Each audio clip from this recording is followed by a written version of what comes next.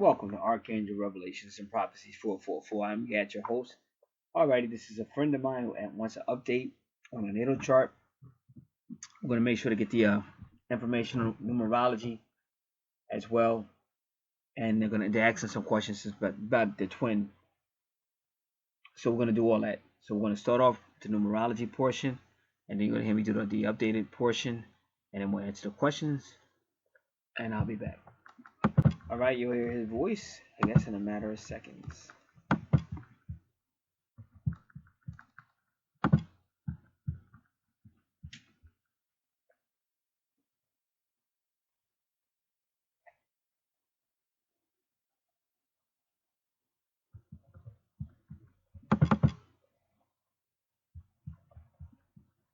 Hi, Josephine. Thanks for requesting your free numerology reading here at numerologist.com.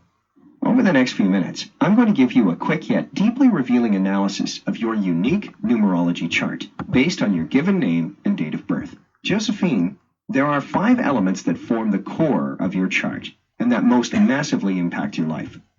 They are the life path, birthday number, soul urge, expression, and personality number.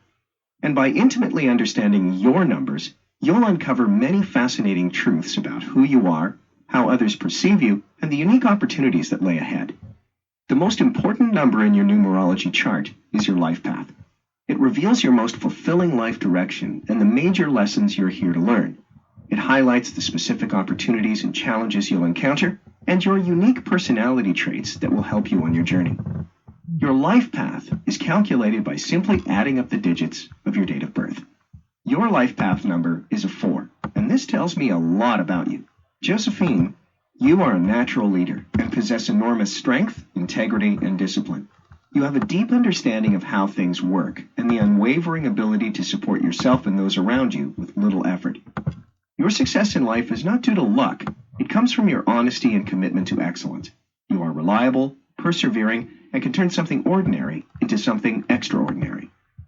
You're diligent, organized, and when it comes to the task at hand, you get it done no matter what. You are a true survivor and push through even the biggest obstacles courageously. While you have a tendency to overwork and can often spread yourself too thin, it's only because you're never willing to give up and love nothing more than to see results. You have the rare gift of being able to guide others through adversity while keeping both feet on the ground. Continue to do this, and you'll effortlessly achieve your full life path potential. Next, let's look at what is known as your expression. This is another extremely important element in your numerology chart, as it highlights your natural talents and abilities, many you likely didn't know you had. It's often called the destiny number because it reveals a great deal about your potential and what you're meant to accomplish in this lifetime. While your life path is calculated using your date of birth, your expression is calculated by analyzing the letters of your full name at birth. Why your name? It represents the inheritance of your personal history up to the moment of your birth. Each letter and corresponding number, like a mosaic, combine to form the complete picture of who you are and who you're meant to be. Your name at birth is said to be the blueprint of your potential. To get a free personalized expression reading based on your full name, please enter it below. Alright, give me one moment. I'm going to put this on pause. I'll be right back.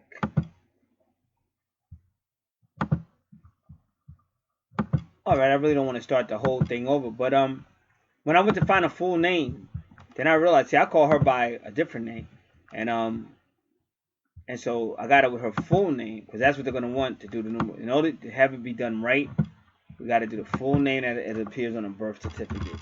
So that's what we're going to do. And whenever he can't pronounce the name, like it's computerized, if he can't figure it out, he won't pronounce it. So I doubt very seriously that he's going to pronounce anything. So we have to start. We're going to start over. But that's okay. We weren't that far into it. All right, come on, come on, come on. We should be there already.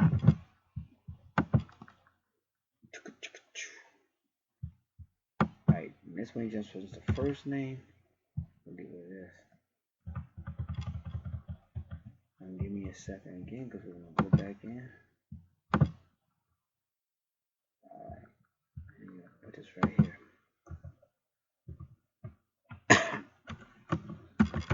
second, y'all.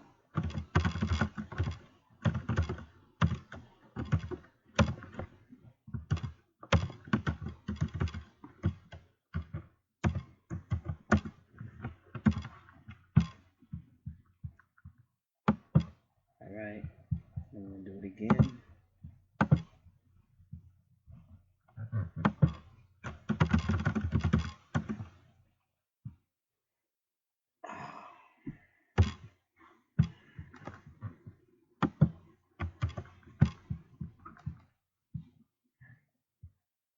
What am I trying to do?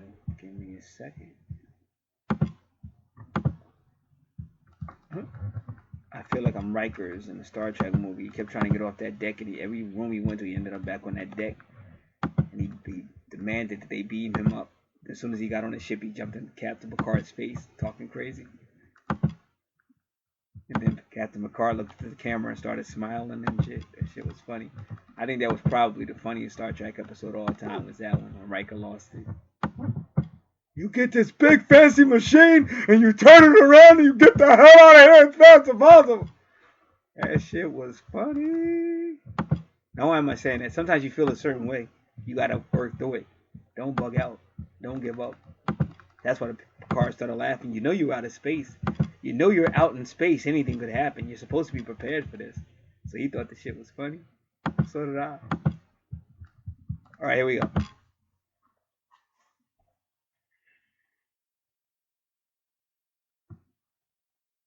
Thanks for requesting your free numerology reading here at numerologist.com. Over the next few minutes, I'm going to give you a quick yet deeply revealing analysis of your unique numerology chart based on your given name and date of birth. There are 5 elements that form the core of your chart and that most massively impact your life.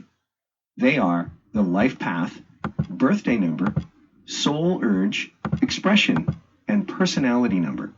And by intimately understanding your numbers, you'll uncover many fascinating truths about who you are, how others perceive you, and the unique opportunities that lay ahead. The most important number in your numerology chart is your life path. It reveals your most fulfilling life direction and the major lessons you're here to learn. It highlights the specific opportunities and challenges you'll encounter and your unique personality traits that will help you on your journey. Your life path is calculated by simply adding up the digits of your date of birth. Your life path number is a 4, and this tells me a lot about you.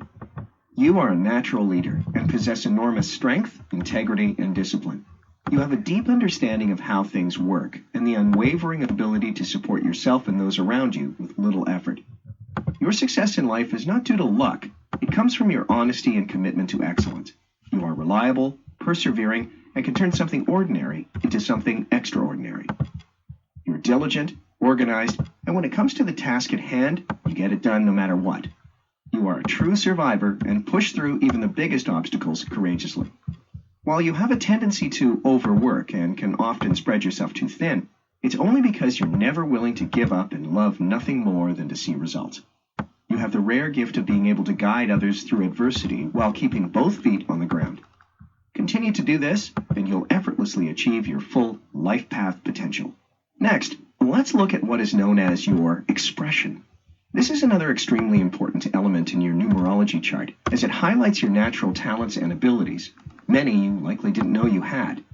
It's often called the destiny number because it reveals a great deal about your potential and what you're meant to accomplish in this lifetime. While your life path is calculated using your date of birth, your expression is calculated by analyzing the letters of your full name at birth. Why your name? It represents the inheritance of your personal history up to the moment of your birth. Each letter and corresponding number, like a mosaic, combine to form the complete picture of who you are and who you're meant to be. Your name at birth is said to be the blueprint of your potential. To get a free personalized expression reading based on your full name, please enter it below. Alright, this time we're ready to go, ready to roll. Here we go.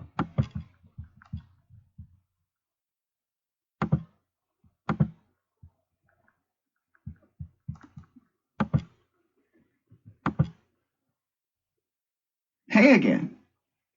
I'm so glad you decided to stick around and get your personalized expression reading based on your full name at birth. As you'll see for yourself in just a moment, your expression number, or what is sometimes referred to as your destiny number, is one of the most telling elements in your numerology chart. Unlike your life path number, which uncovers your most fulfilling life direction and the major lessons you're meant to learn along the way, your expression number produces a highly potent and accurate profile of who you are and the magic you put out into the world. It reveals the innate gifts you were born with and predicts your ultimate potential. Your expression number is calculated by adding up all the digits that correspond to the letters of your birth name using the Pythagorean alphabet. It can be a bit time-consuming to do the math by hand, so I took the liberty of calculating and interpreting your expression number for you. Based on my calculations, your expression number is 1. And after getting to know you a bit better, it's really no surprise. 1 is the number of a natural leader. You are assertive, ambitious, and always ready to answer the call of duty. Determination and courage are your strongest inner gifts. You've probably found that failure only knocks at your door when you don't rely on your own abilities. You achieve this success by acting in a bold, forthright, and opportunistic fashion, so keep it up. You're incredibly confident, which can sometimes rub people the wrong way. While those with a lower sense of self may see you as selfish or egotistical at first, your unwavering loyalty and level-headedness makes you quick to diffuse any tension and inspire those around you to step up and succeed. You understand that a rising tide raises all ships. Continue to celebrate and appreciate others' achievements, and it's almost guaranteed that you'll attract enormous success in your life. Please know that there is still so much left to explore in your unique numerology chart. And if you'll allow me, I'd like to give you even more insight into your life, relationships, and true purpose by analyzing your soul urge number. Your soul urge number, also called your heart's desire number, represents the inner you. It exposes your hidden motivations, deepest cravings and urges, likes and dislikes. It reveals the true intention behind most of your actions and decisions. In just a minute, you'll discover your soul urge number and meaning. But first, to make sure this reading is as customized and accurate as possible to your current life circumstances, I just need a bit more information from you. Please go ahead and enter it now below. You'll also see that we ask for your email address. This is so we can send you written transcripts of your personalized reading, so you can refer back to anytime you'd like. When you enter your email address, you'll also become part of our thriving community and receive regular updates, special invites, and content from our panel of expert columnists. This is completely optional, but we'd hate to see you miss out on the few surprises we have planned for you. So if you'd like to stick with us, leave your best email address below. Also, before you continue, I have a very quick favor to ask you.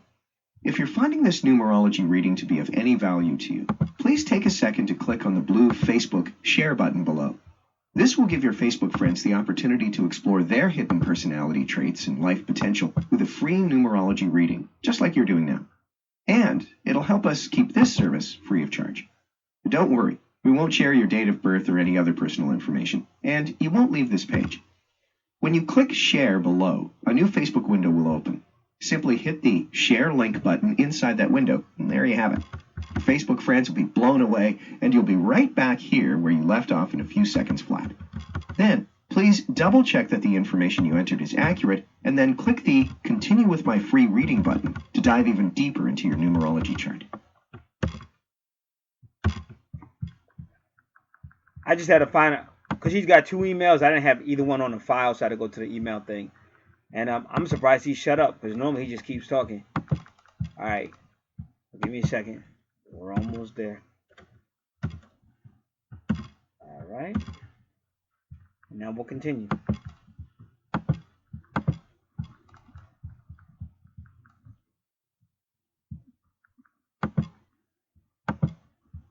I've got all the information I need to complete your personalized numerology reading. And, you guessed it, I saved the best for last. Now, a word of caution. The information I'm about to share with you is incredibly intimate and may raise a hair or two. Most people are often shocked at the accuracy of these readings, and I think you will be too after you hear the intriguing truths I've discovered about your personality, hidden motivations, and true purpose. If you choose to listen on, do so with an open mind, and this insight is sure to bring you immeasurable rewards. I'll start by examining your soul urge number.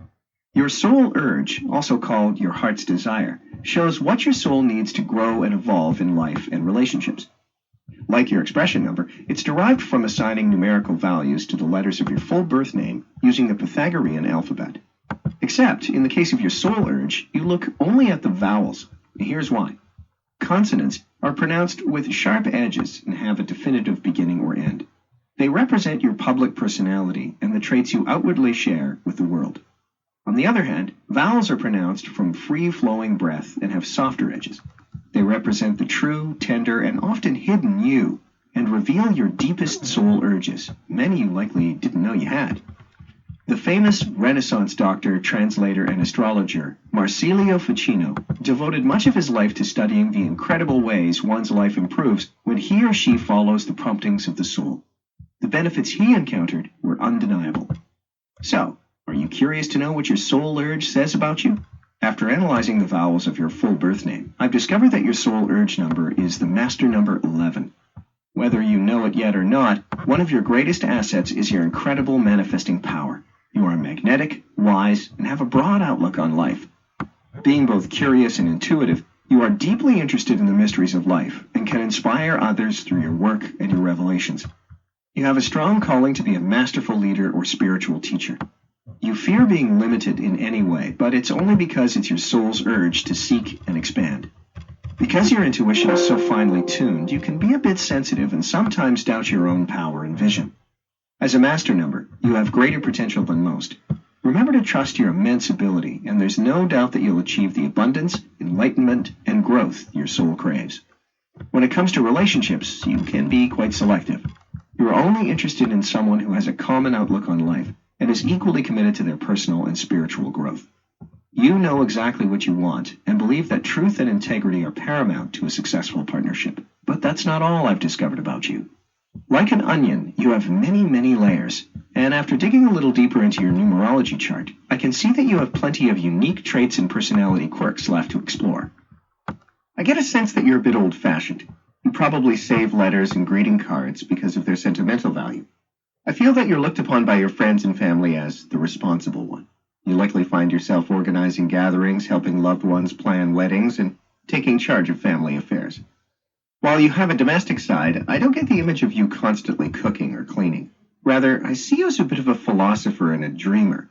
You're expressive, creative, and although you have far more wisdom than you did 10, 20, or 30 years ago, you could pass for a much younger woman. I believe that you could be quite sensitive about your age, but you're much more attractive and well-balanced than you give yourself credit for. I also sense that you're a hopeless romantic and well-liked by almost everyone. I don't see you as a manipulative lady or a game player of any sorts. While my feeling is that your career is chugging along, you're probably overqualified and underpaid for the job you do and a bit bored with it. Where relationships are concerned, I get the sense that you're in a rut. Chances are you have a marriage or long-term relationship behind you that represents unrequited love. Maybe he was the right guy, but the timing was off, or you were separated for the wrong reasons. There is definitely unfinished business here, and it's taken you a while to heal and move on because once you commit yourself to a person, you stay committed. I sense that you've experienced an off-again, on-again relationship with a man who was more of a friend. It was comfortable and secure, but I don't believe you were truly in love with this man. I think he probably had more feelings for you than you had for him, but you enjoyed spending time with him as it was better than being alone. My feeling is that you don't put up with a lot of foolishness from men. You are independent and not easily impressed. Though through no fault of your own, you have a tendency of attracting men who are not right for you. This likely brings about feelings of anger, disappointment, and hostility. You've probably gone through periods of swearing off men and assuming you will be alone in life, but I don't think that's what the universe has in store for you. In fact, now more than ever before, you are at a stage in your life where you need love, companionship, passion, and romance, as this will become your fountain of youth. However, you must learn to let your defenses down to welcome in the right man.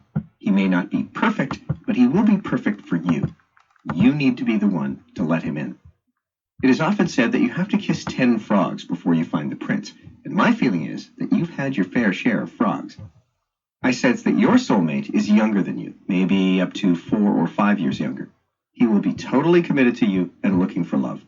There's a strong potential that he will have been previously married to the wrong woman, or perhaps he will still be married when you meet him and on the verge of divorce. It's possible this is a man you work with or met through your career. While you've been spending a lot of time reflecting on your past over the last little while, do not compare this new love to past love. There is a lot of intrigue, happiness, and excitement in your future, especially within the next 11 months. So, break your past patterns, let go of old routines, and welcome this change into your life. You've paid your dues. Now it's time to reap the rewards you so greatly deserve.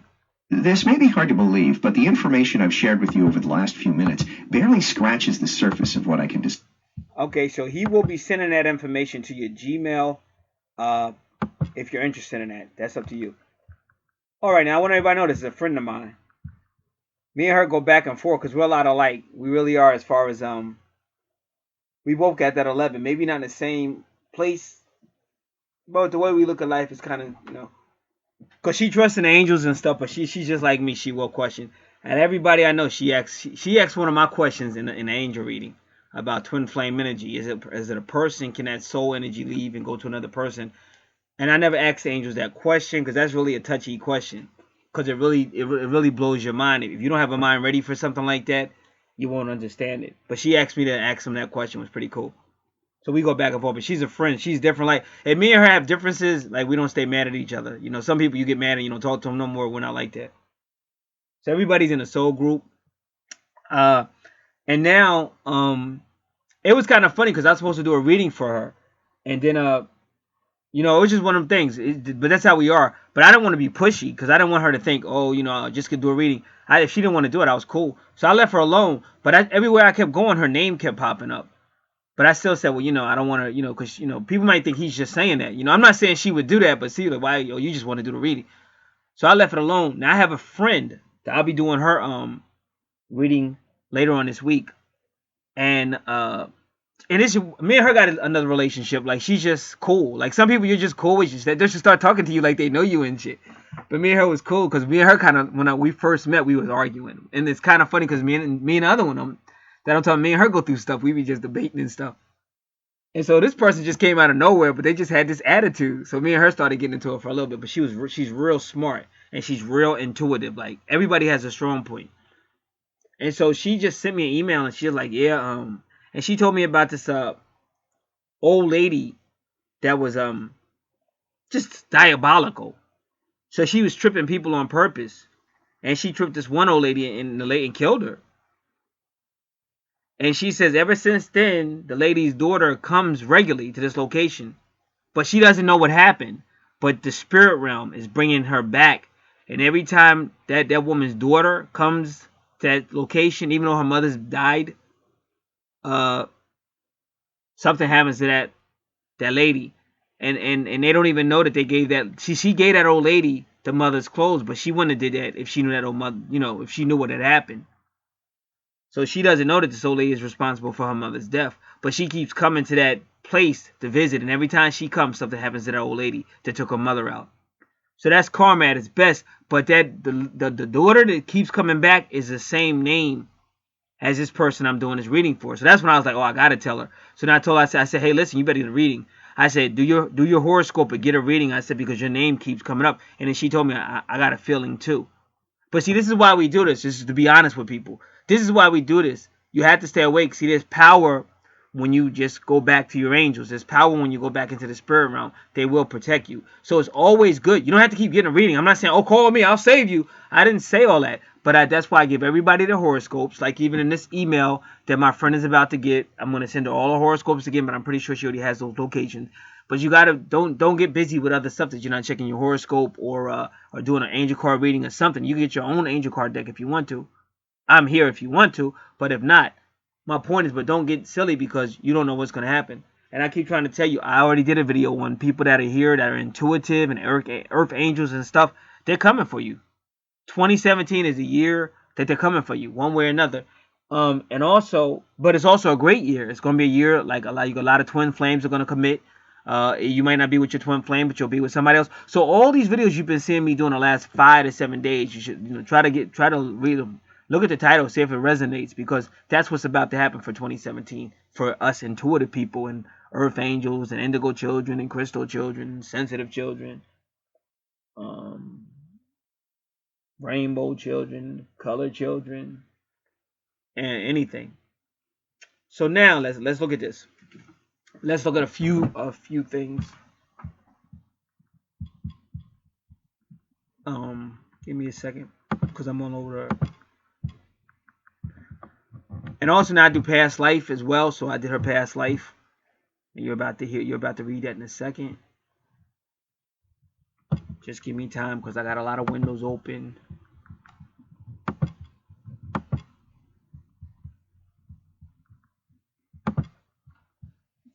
All right, Archangel, and this woman is an Aquarius air sign. Is her Aquarius, her Archangel, and she'll have this information in her email, so she'll be able to see it. It's hell. This shining one inspires meditation and illumination. Hell watches over philosophers and those who seek a retreat from worldly pursuits. Those who have difficulty meditating invoke Hell's help just before you begin your meditative practice. So you got philosophizing, meditating, and things of that nature. All right, and what else do we want to see? All right, I know he did a like expression number 1. I just want to read it. I know he did it, but leader, ambitious, strong-willed, creative, entrepreneur, manager, investor, scientist. Negative points, they can be stubborn, domineering, impatient. Soul urge number 11. Again, a master number, so they didn't break it down to 2. If it wasn't a master number, they would have broke it down, but they don't. Positive traits, spiritual, inspirational, idealistic, and this is your inside. It's really like your soul, or the 8th house of the zodiac. So 811, and that's what you see. The next number is 8 as well. Dreamy, intuitive, strong. Teacher, social worker, philosopher, advisor. Traits, nervous, sensitive, too dreamy. Next is a personality number of number 8. It says powerful, ambitious. 8 also deals with the finances. That's why they're saying entrepreneur, manager, athlete, politician, financial services. Negative traits, stubborn, impatient, materialistic. And the other one we know, life path number 4, is pretty basic. Organized, methodological, practical, reliable, honest, banker, accountant, attorney, physician. But the negative traits, they can be too rigid, judgmental, or too cautious. They don't want to take risks or anything. All right, so we did that. Now just give me and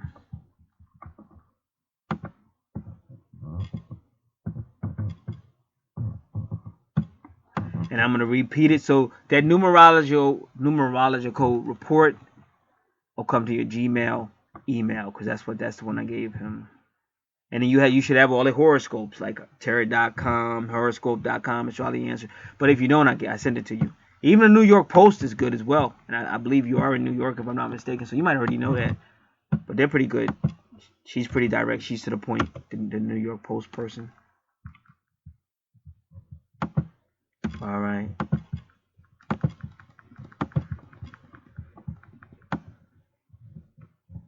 All right. So we're going to be we have your questions. We're going to be asking those questions.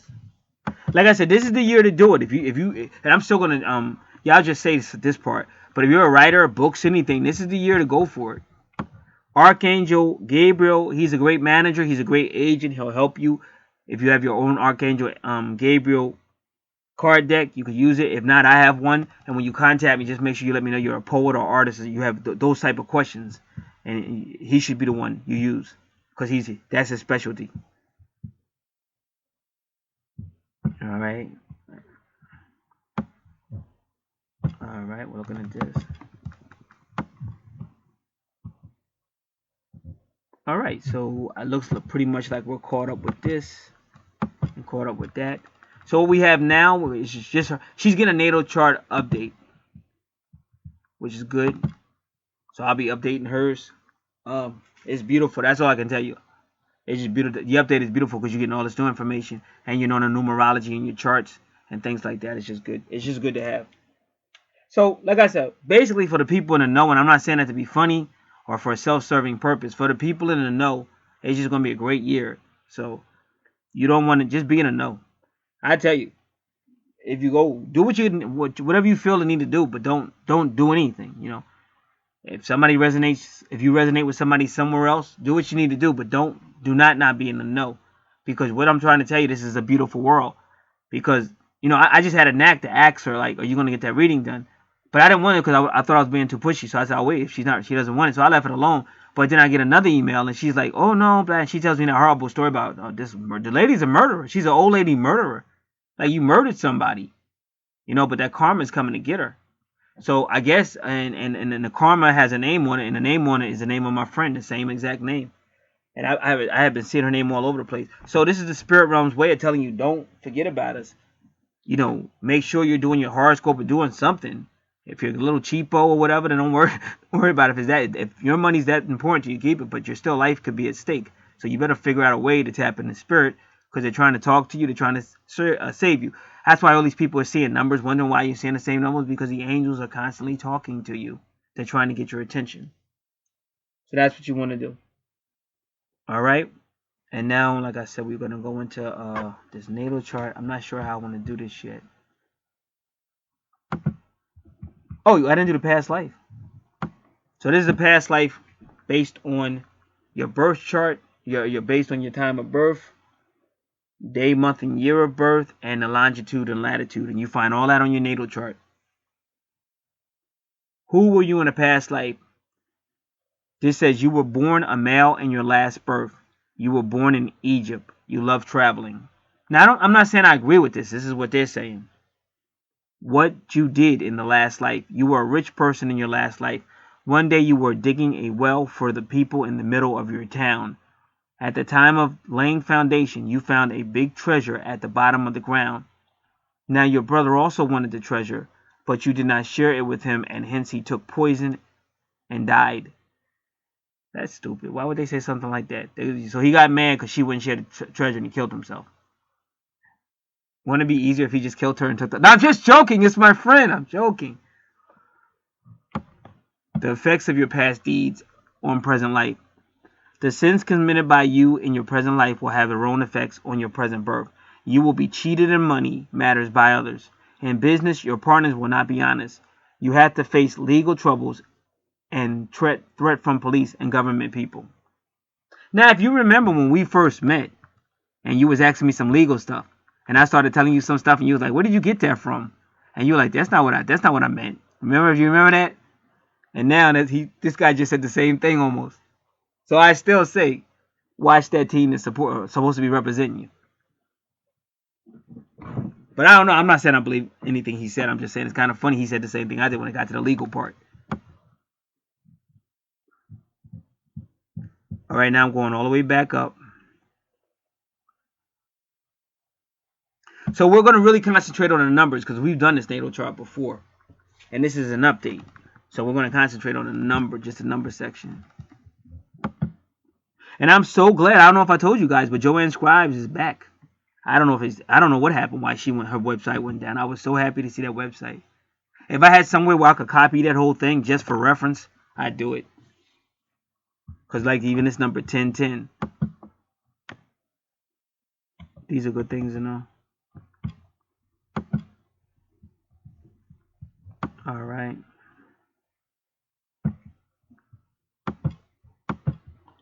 Give me a second.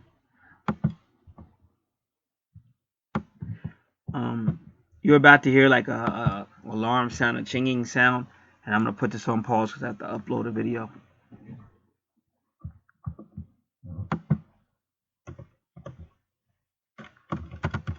So her sun sign is Aquarius.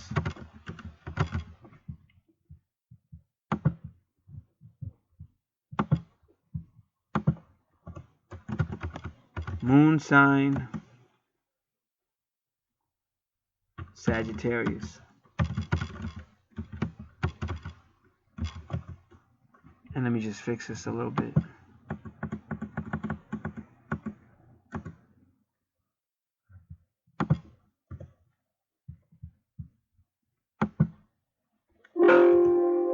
Alright, I'll be back in a moment. Alright. Sun, Moon, Sagittarius. Okay, so sun sign, dominant male, dominant male, masculine energy. Sun, masculine energy. Moon, feminine energy. ascendant,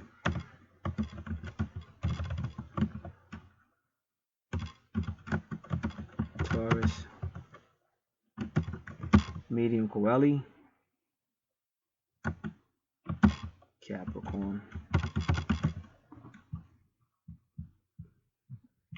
Okay, so like I said, Aquarius is kind of like a philosopher, but they serve the community and they can be enlightened. Like it could be somebody that just comes up with a really good idea that really helps, like higher technology or something like that, but it really helps the community and stuff. So that's Aquarius, air sign, Sagittarius, fire sign, Taurus, and Capricorn, earth sign. So Taurus and Capricorn are going to try their best to keep this person like on a stable or earthly level. So that's kind of could be like a battle. You had a spiritual side that wants to just ascend, go higher, but then you have the earthly side that'll kind of like want you to hang down.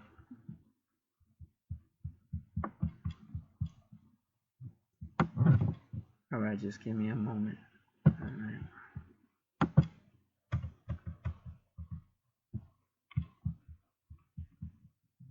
Now I don't know if I put that past life in the description box or not. I know I did one on Walking in Spirit, and I did one other one. It might have been past life.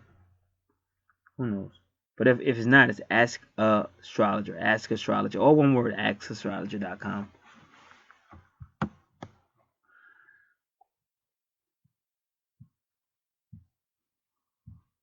We'll get this will be for your retrogrades when we get there. Make that bigger. And we'll get rid of this.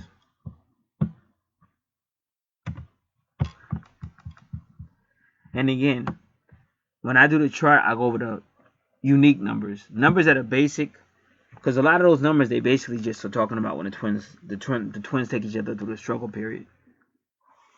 So we don't have to. We always hear those numbers, so we don't have to. But we still have the website, so you can click right on the website and get it. For people that might have a problem with the supernatural, need some supernatural help, how to overcome negative energies and harassing spirits is also in this report. It's a free report she's going to get. Things about the black sun and also the gods coming from Capricorn and entering through Cancer. These are divine beings that come through. Santos talks about that. So if you want to hear those videos, if you haven't already, you got that. Now let me see this.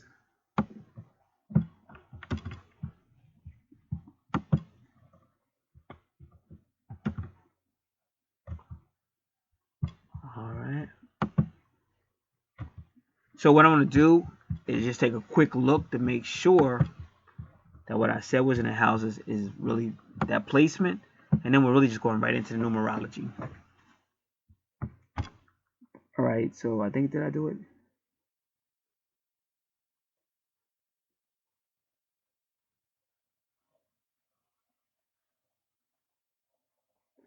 So your first are good. So your first house is saying Taurus. So that's good.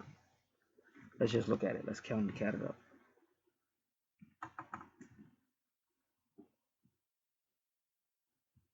1, 2, 3, 4, 5, 6, 7, 8, 9, 10, 11, 12.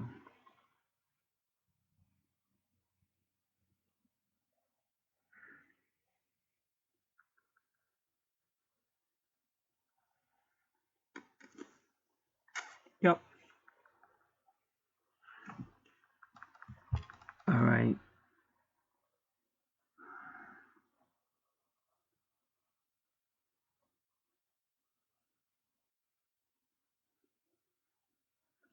All right, and also, so let's look at it. We're looking at your first house. But Jupiter, what I'm going to add now, what I wrote was true, but Jupiter is also about marriage. Now, just remember the word marriage, and remember this is a prophecy from when you were born. It started when you were born, so it's a prophecy, which means some of the stuff I'm saying may have already happened or may happen in the future.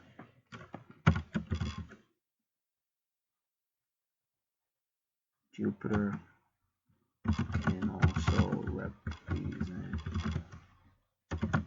marriage. Because you see it with all those fours. Jupiter is a 4. Then you got number 4 in the ascendant. And even Taurus is they're very loyal.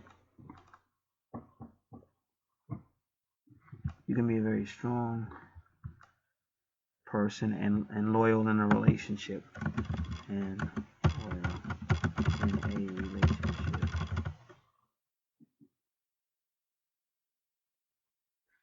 And it says your personality will directly be associated with Jupiter. So that's money, but like I said, we just learned as well as marriage.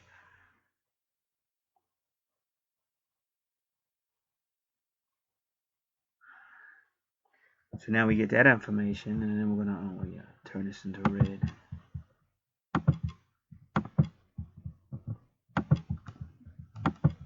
So now we're gonna deal with the numerology.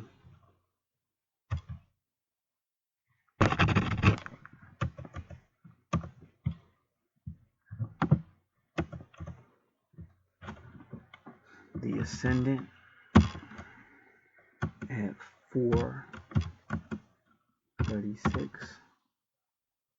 Come on, what that check is that? Come on, bro. 436. Jupiter at 1635. Now we already know the number 4 is still Jupiter, and it's marriage, and it can also be the angels.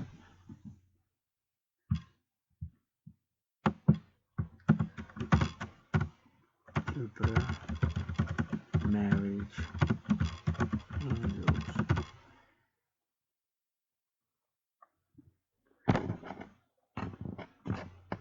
Okay, I think they're both 36. Both those numbers are 36, so. Now we go right to my website. Is it still up? Alright, give it a second, and then we'll look at it.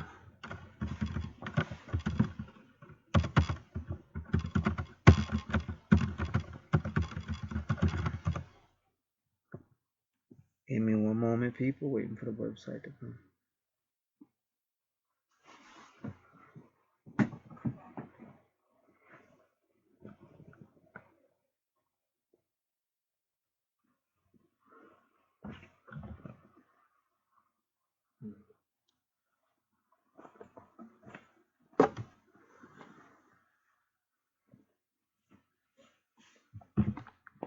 And then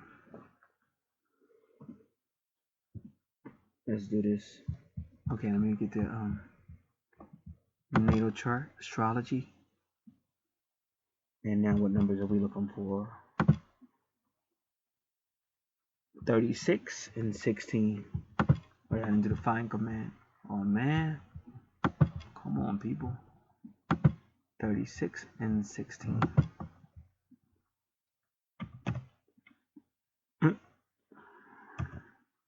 Is this what I'm at? Okay.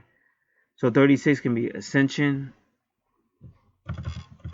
And then 16 is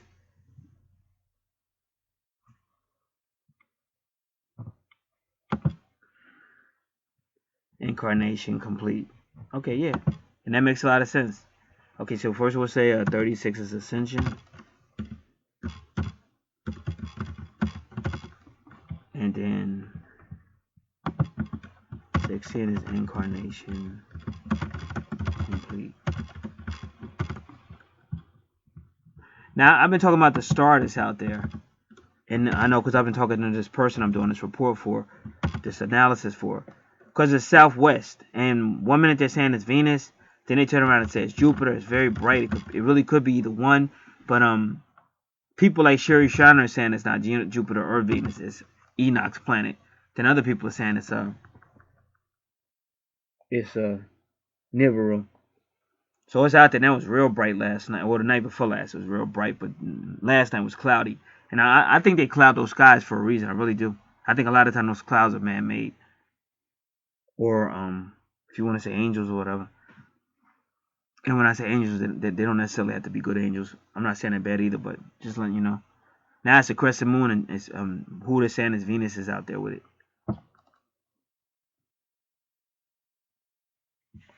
All right, so again, now let me read what I wrote. Your first house. ascendant Taurus the bull, and it's run by Aries, so I gotta put Aries in there.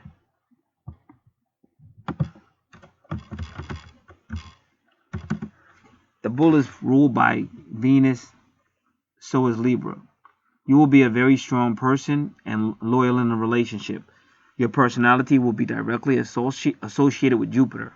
Jupiter is about marriage. You will gain much finances and growth because of your strong Taurus-like personality. Jupiter can also represent marriage. And then your ascendant is at 4, but 4 is either angels or Jupiter or marriage. And 36 is incarnation.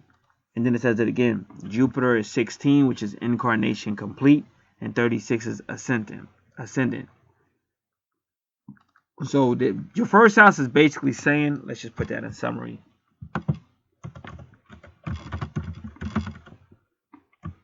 Your first house is guaranteeing ascension as long as your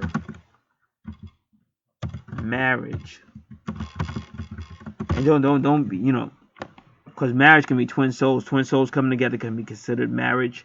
We won't know till we do more of the chart, but I still have to put it in as long as your marriage, and I'm gonna put twin soul union, and I'm gonna put a question mark, and this is all in parentheses, is consummated, or I don't want to even use that word, is complete. Let's just put complete. All right, now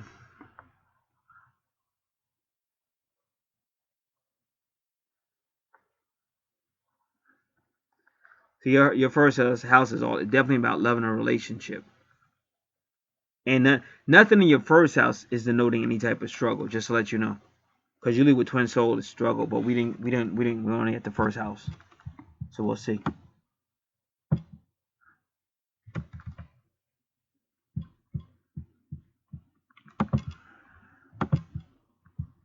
Now we're at your second house, which is your true north node, and then you see the number 22, and you see in your 12th house you see the number 22. So you definitely got the twin flame thing going on. True north node, the house you should be working on in this life. Second house of finances and possessions.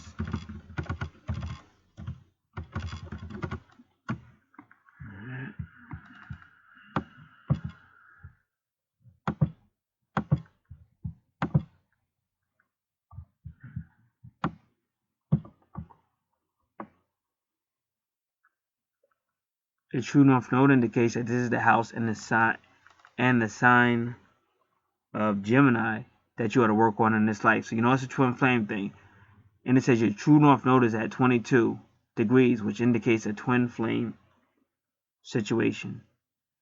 Gemini represents a multitasking twins and can indicate a twin flame relationship. Then it says you will gain finances and possessions because of your, I put multitasking personality, but also twin flame relationship.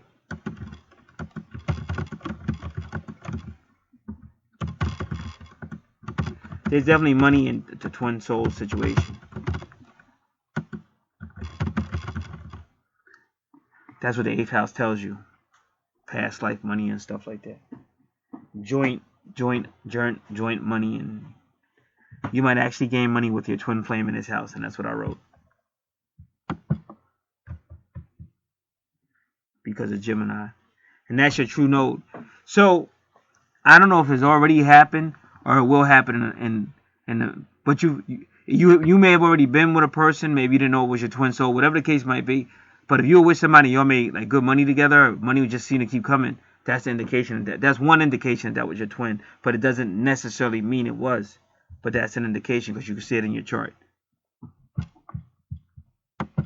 And again, anybody that's separated or whatever, or I hate that person, or you don't understand what they did, whatever the case might be, that's part of the whole separation, hating each other. That's part of the whole thing. And I'm not saying, I'm just telling you it's part of the whole thing. So the fact that you hate each other and stuff like that, that's like proof to me that you're twins. When I hear people talking, oh, we love each other so much, and maybe I like really study that. Like I don't always believe that, because separation is a part of the whole thing. True North Node,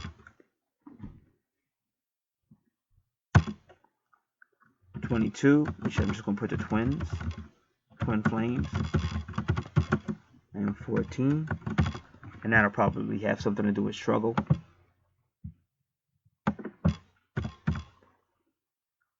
Individuals struggling through individuals during the struggle. So we know that. So we're not going to put in for that. We're not going to write anything in because we always talk about that. Now that's your true north node. So since we got your true north node, let's go right across and go to your south node, which takes you where? To your 8th house. So again, it's twin flame. It's taking you. Your south node is your past life. Your true north node is your present life. This life.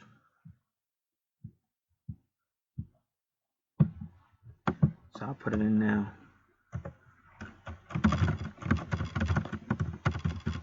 South node, 8th house, soul, and soul reincarnation. The house you experienced in past life.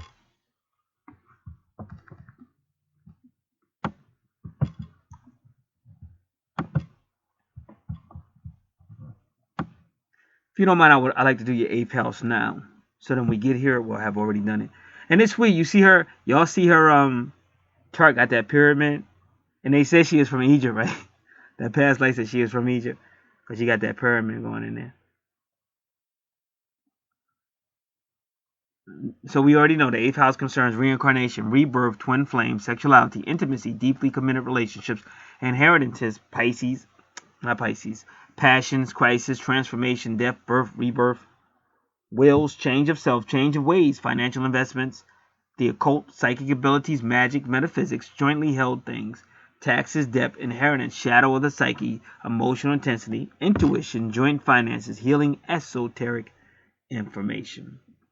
And there's much more to this 8th house of Scorpio, but you can read that on your own. It'll be in your free report that will be coming your way.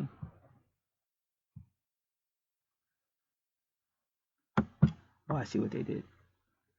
All right.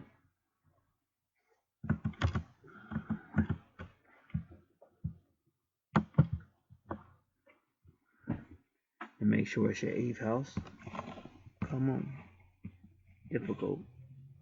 Now when I look at it again, because once again it's one of those deals. It could be both. I'm gonna go with this one though.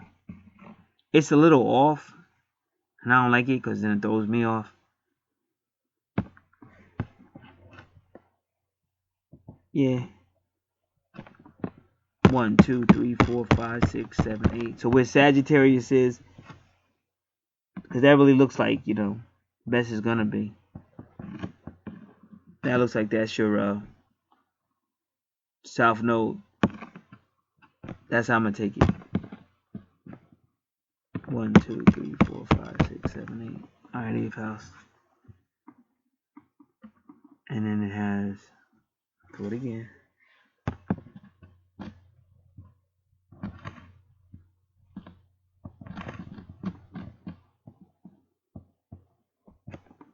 Eighth house, you have ruled by Scorpio. You have Sagittarius. You got the moon.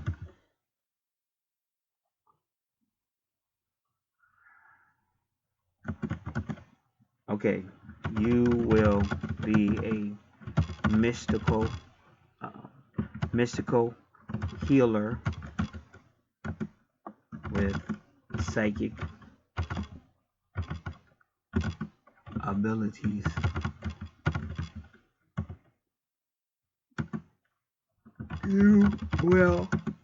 You will be interested in or have knowledge of moon reincarnated souls.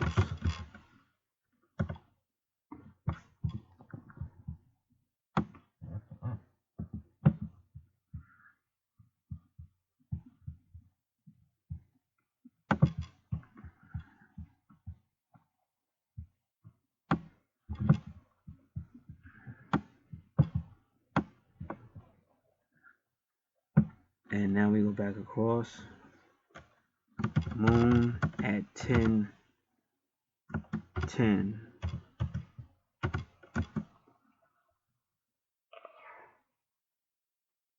And that's a balancing, because it's a 4-digit. And I don't really like using I don't like using angel numbers to interpret the natal chart numerology. I like using like either gematria or the properties of the number of riding the beast. But in this particular case, because it's a 4-digit number,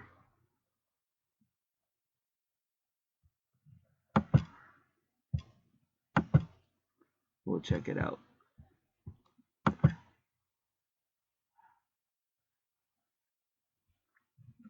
We'll do angel.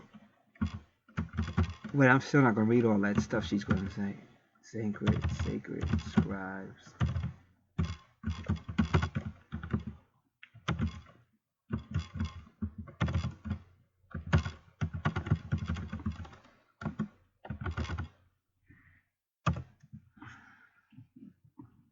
And they have it. Sacred scribes, angel number 1010. So like when I think of 1010, I think of New York, 1010 win.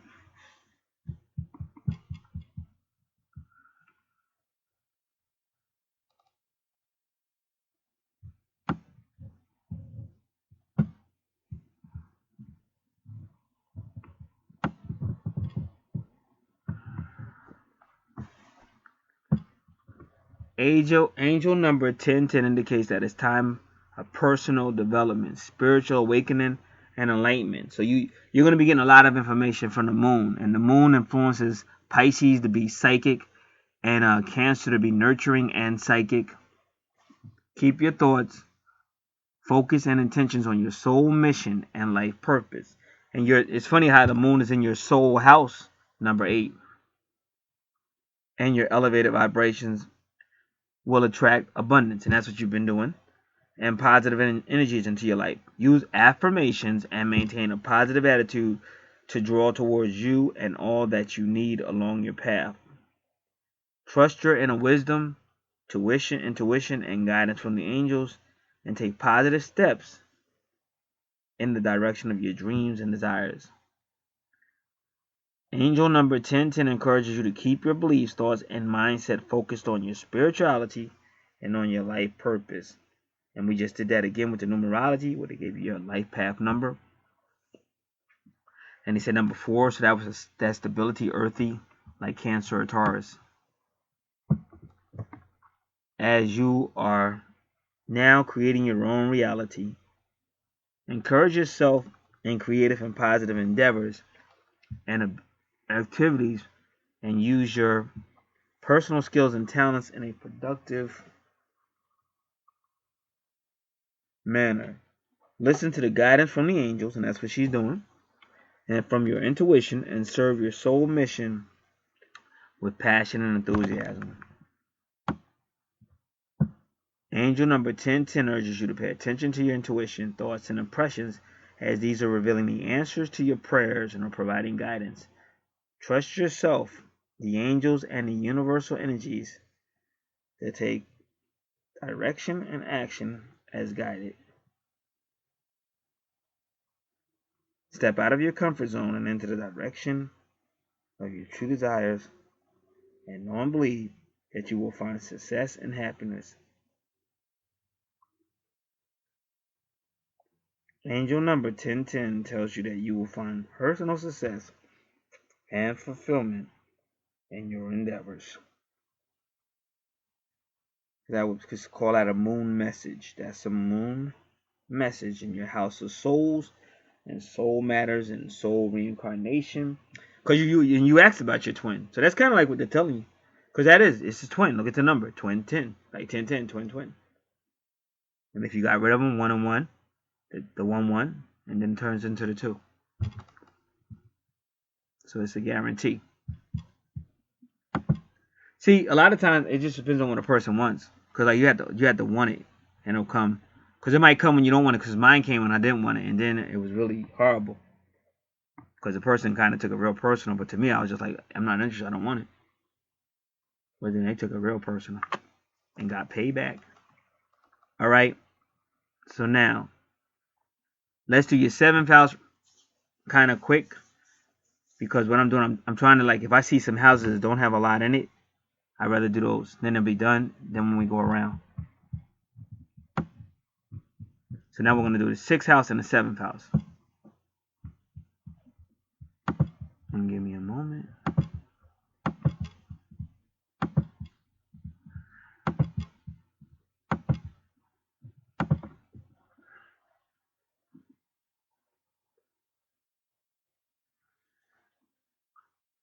Sixth house.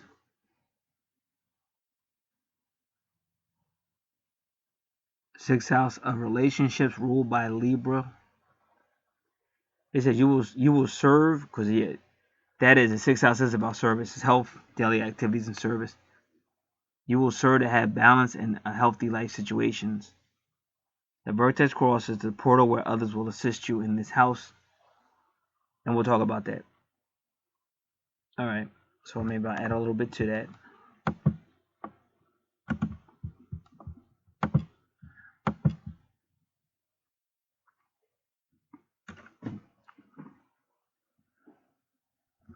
You will endeavor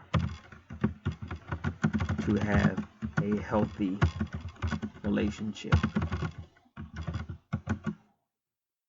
You will have a significant meeting or event in the health and or service portion of your life. And then when they go vertex cross,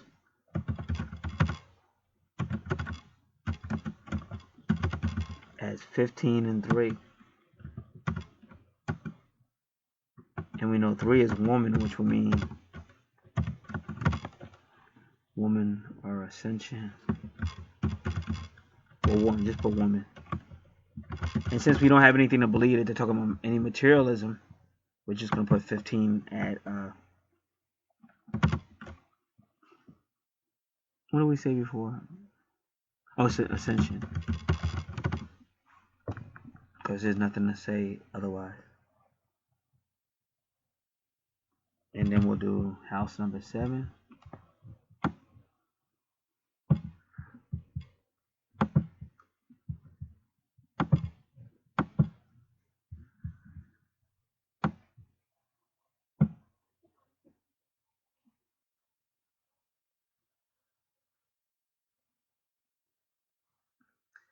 Alright, for house number 7, it says, Planet Neptune will send you dreams that will connect your 7th house of relationships to Scorpio's 8th house of soul and reincarnation matters. And that's real, because you have Scorpio in your 7th house of Libra, which that's how you know it's a twin flame situation. And that's what I wrote too. So you can see it. Like it's hidden. And I don't know, like sometimes they kind of hide it. And sometimes it's just each chart is different. Each chart is really different. But I think anybody in the twin soul situation never think it's not going to happen. Or don't even waste your time, because that's the illusion. And that's why Raguel tells you it's happening just the way it's supposed to happen. And Jeremiah, which is the 8th house, he also tells you the same thing. what you work on is just improving yourself. You become more positive, be more. So even when they see you again, they're gonna be able to tell, oh, he's not the same. Because like with me, she's probably just gonna, is he the same he was before and shit. The soul, okay, the South Node. So we already did the South Node. That's your 8th house.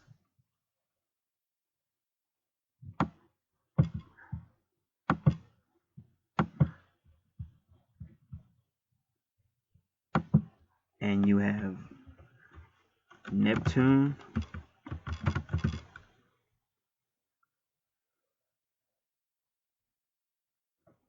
at 1951. So we're gonna do it again. And I think I told you before to always be mindful of that year, because that could be a year of somebody you know, and that might have a message. I don't know for sure, but I think I told you that a long time ago. All right. Just give me a second. I'm trying to get my head back in the game. Maybe I'll move you over here, make it a little bit easier. 19. Okay, that's the marriage between the masculine and the feminine. It's the marriage between the moon and the sun. But only after repeated sorrows. And then it says Japan, Juco, Jupiter, because that's all marriage. Jew, Ju, Justice, Justine, Japan. So that's why if you start seeing like that word, because I remember when I told you I saw Venus that same night. It was this is a true story. It was a Halloween night, and all I did was go outside and throw something in the can, and that's when I saw that star.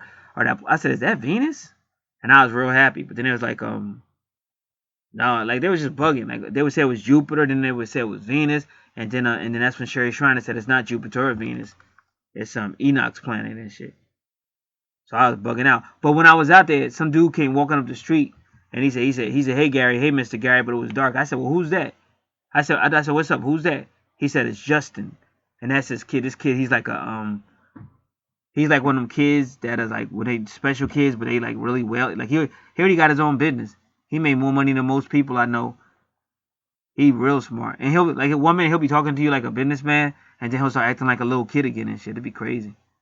So he probably like an old soul. Plus he grew. Last time I seen him, he's way taller than him when I seen him before. But that was like a confirmation. That like I saw the planet, which may have been Jupiter, and then Justin is saying like that was another confirmation, and it was on Halloween, which is really the celebration of the dark side of the mama. That's what it is. Her womb. Everything comes out of that pit, that hole. That's the whole metaphysics.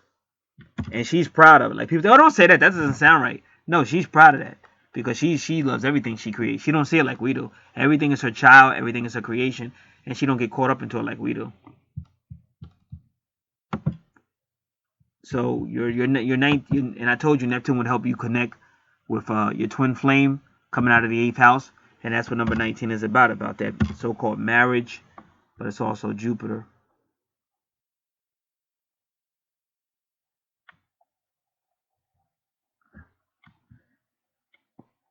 And Jupiter represents that marriage, and that's what you see in your first house.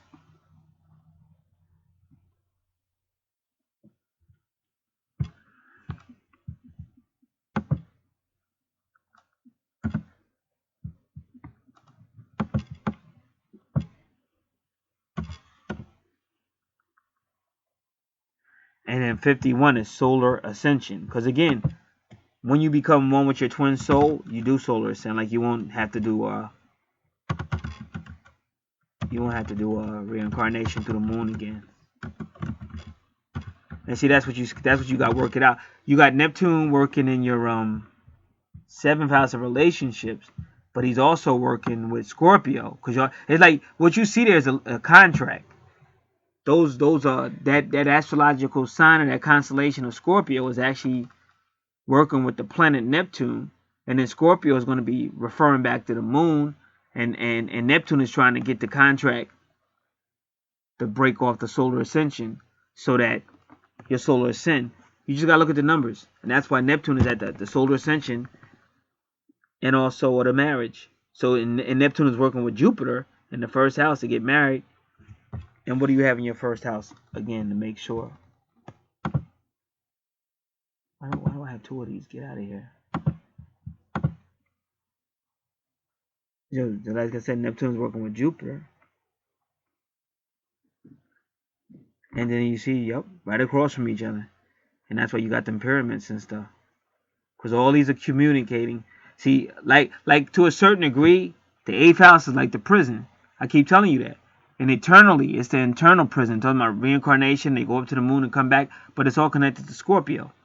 And then number 12 is like the outward expression of number 8. Number 8 is internal. But number 8 is the outward expression. And that's why sometimes if you find yourself in court or something, you don't realize that has something to do with twin flame. And when I be listening to people like Moon Waters on YouTube, and she always be talking about court. Some of these tarot card readers are always talking about court, but it's not court. It's not necessarily a legal court on the planet Earth. It's a legal court that's above us or below us. It's a legal court like that. And that's why even in number 7, they talk about contracts and all that, legal matters. But they're not necessarily talking about your court. They're talking about what's going on in the world around us. And what you see is a negotiation going to try to get you with your... And that's why they tell you to practice meditation and telepathy and stuff, because that's Neptune. Just to let everybody know. And sometimes you get into a legal problem because you got problems with your twin. And it's like let me just give you an example. And I used to always say this before I knew all this metaphysical stuff. Like, my twin was so freaking wicked. And like, I was just like, I didn't understand the twin flame. I didn't even really know it. But I was like, yo, just go on with your life. Why do you keep messing with me? And that's why it's ironic that she got me fired for stalking her when she was just driving me crazy all that time. So I was just like, go on with your life. But she was not. She was going to get you back. I'm going to sleep with somebody. I'm going to make you pay for it. I mean, you're going to pay. That's the type of... She was just a very bitter woman. And so now I know she's sleeping with some guy. And she's walking around the building, like, looking at me, smiling, like, yeah, I'm sleeping with somebody. Ah, ha, ha. And keep in mind, me and her we've never gone out. We've never had no type of freaking... I used to say, I just wish I still had them videos when I was going through that hell. I'm like, she acts like I know her, because I don't know what the hell is shit. Like, she acts like I know her. So she would be, prancing around looking at me like, yeah, I'm sleeping with somebody and blah, blah, blah. Just trying her best to get under my skin. Trying her best. So I was starting to lose it because, like, normally I don't take no shit. Like, I was like yelling to, like, the spirit realm. Like, God, everybody, y'all better do something about this. Don't make me tell this girl off. Blah, blah. I was yelling. I was going off. And so then the very next day, they threw a meeting. See, this is the court thing. They threw a meeting. Now, the person through the meeting, her name was like Shauna or something like that. Now, you could go to a space chart right now, them black space charts I'll be using, and you could see like the Rasa constellation or whatever, and then around that is like Shala. All this shit is as above, so below. The Shala. And so then I was in the room, and other people was in the room, but the HR person was talking primarily to me, because they just like me or whatever. And they liked her, they liked my twin too. That's why it was like twins. But my twin always came late. She always came late. So once again, she comes walking into the room again, and she stands next to the HR person, because she knows that's the HR and that's who she talked to about money.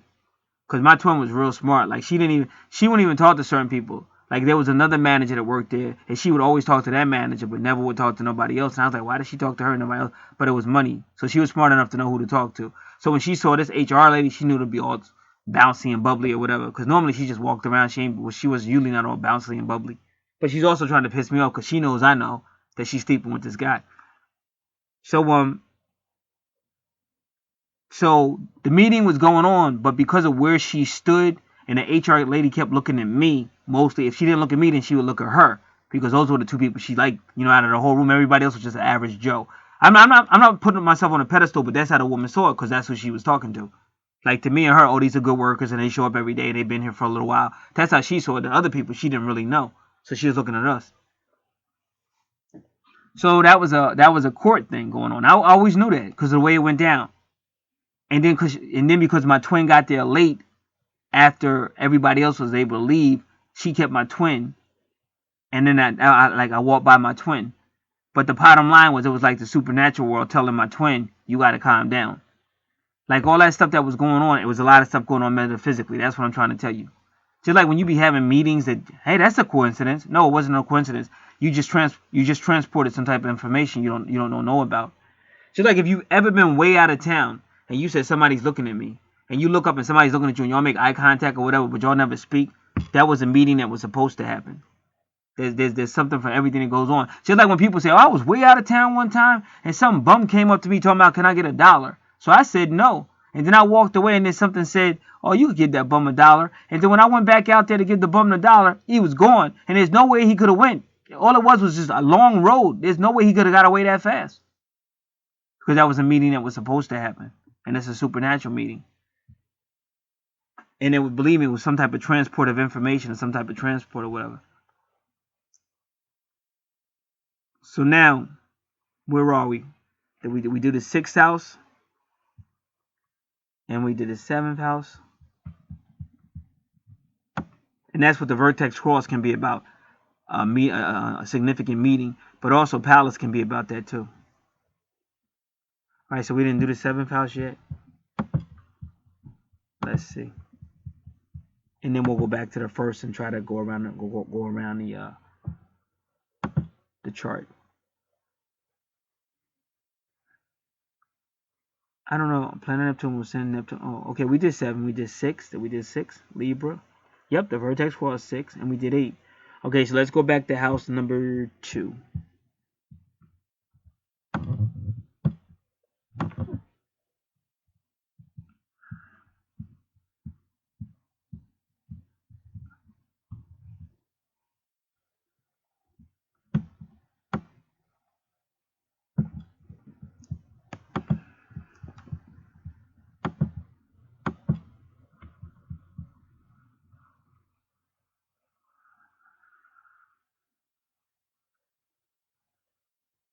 All right, so we got house number 2, which I think we did. We did.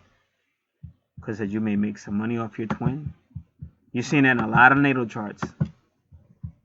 So that's another reason why you want to get along with your twin, because there's money coming. All right, now we're going to house number 4. Give me a second.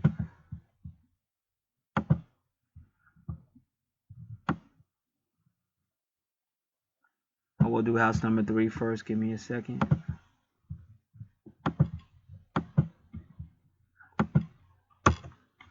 House number 3, Cancer, and no asteroids, no planets. And it says, but I still want to put Gemini there, because Gemini rules the house, so you always want to put that there. Gemini, Cancer, indicates that you have feelings, intuitive, and communication energies. Cancer is a family sign and can also apply a twin flame situation. That's because of the 6-9. But also I want to write, you will be a motherly, nurturing communicator.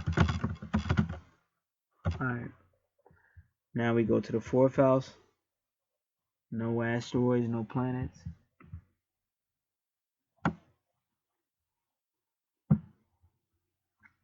Alright, no asteroid, no, because we all know what the 4th house means. I just want to see what I said about Leo.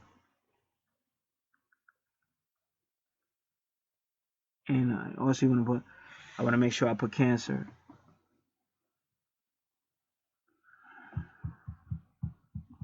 So you want to put Cancer, Leo. Cancer, Leo, and then I want to change this a little bit.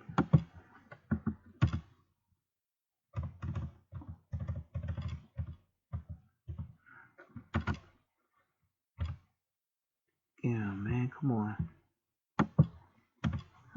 You will have a nurturing,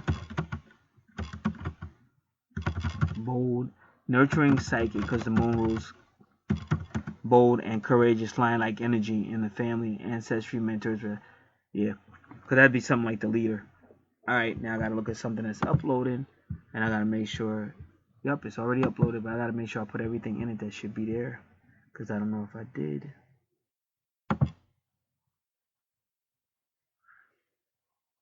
Yes, I did.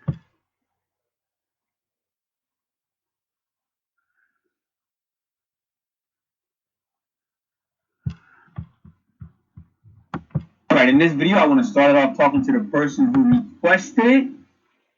As you see, as I promised, it is Sunday, 11:47. Alright. Now,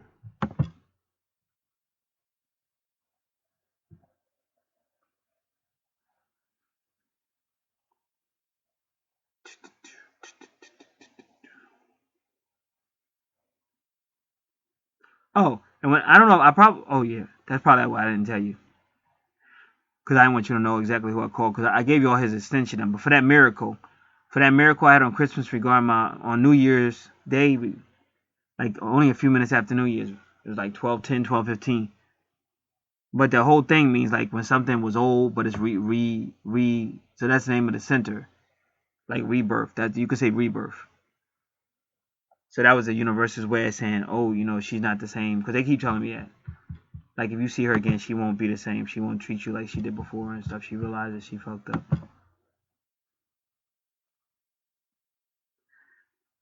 All right.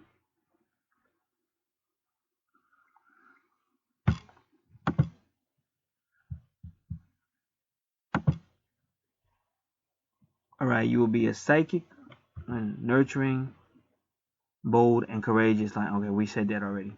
Now we're going to the 5th house.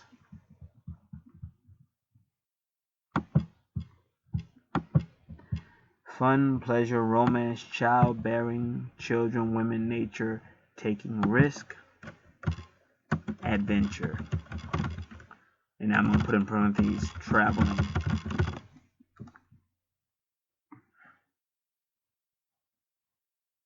Now what did I put? Okay, I should have put this. What I should have did, I said Leo,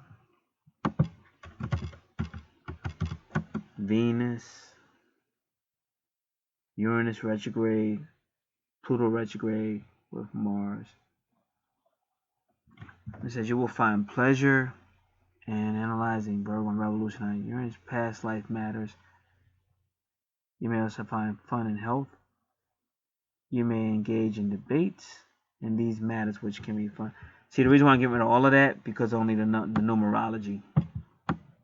We got to find out what those numbers are telling us too. Come on, man. All right. Past life, Pluto. Okay, let's do it this way first.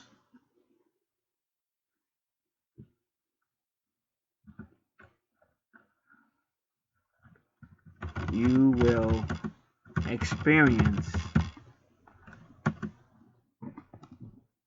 external situations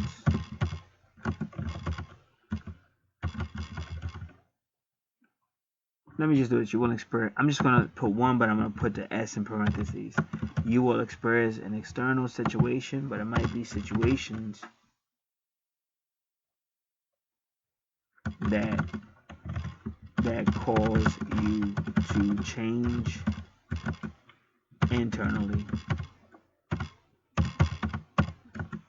The situation may be quite impactful, and I'm putting that because of Mars.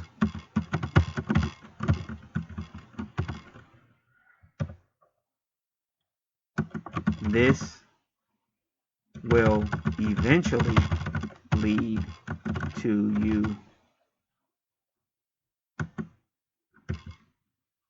accepting a healthier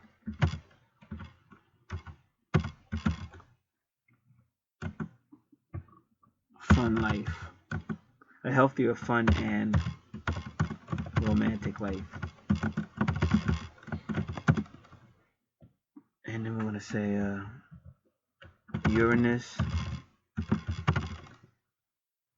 because that's internal change. Pluto, both of these retrogrades, one is internal change and one is external. Uranus 14, 12. Uranus 15, 56. and then Mars 28, 2. So when you see the one number you really want to see is a 15, but 15 usually means like you saw anything solar or something. Well, Leo is the sun. All right, so I'm gonna put solar ascension or solar ascension or struggle, because you also see struggle in the house because of Mars. But what they're saying is it's going to be in this house is going to be something that causes you guys to struggle, but that struggle is going to eventually lead to a healthy relationship. All right, so we did your house 1, 2, 3, 4, 5, 6, 7, 8, and I still don't want to do your house 9 just yet. So let's go to your house 12.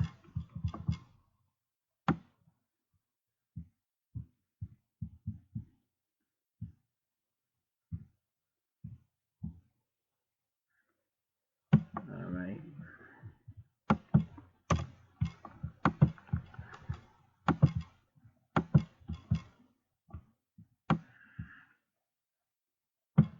All right, here we go again. All right, you got Pisces, Aries, and the East Point, and then your Vesta is almost at the border of the 12th house, but it's not. It's like right before it, so we're not even going to consider it in the 12th house because Vesta is just a little. It's energy, but it's not like a planet. It's not. They don't have the energy of a planet. So, come on, man. All right.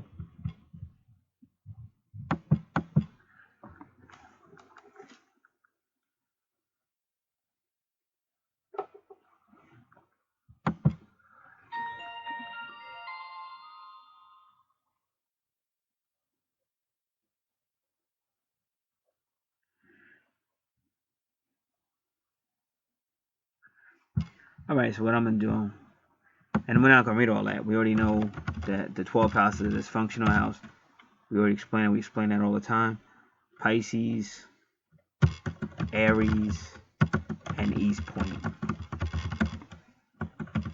You will be very actively spiritual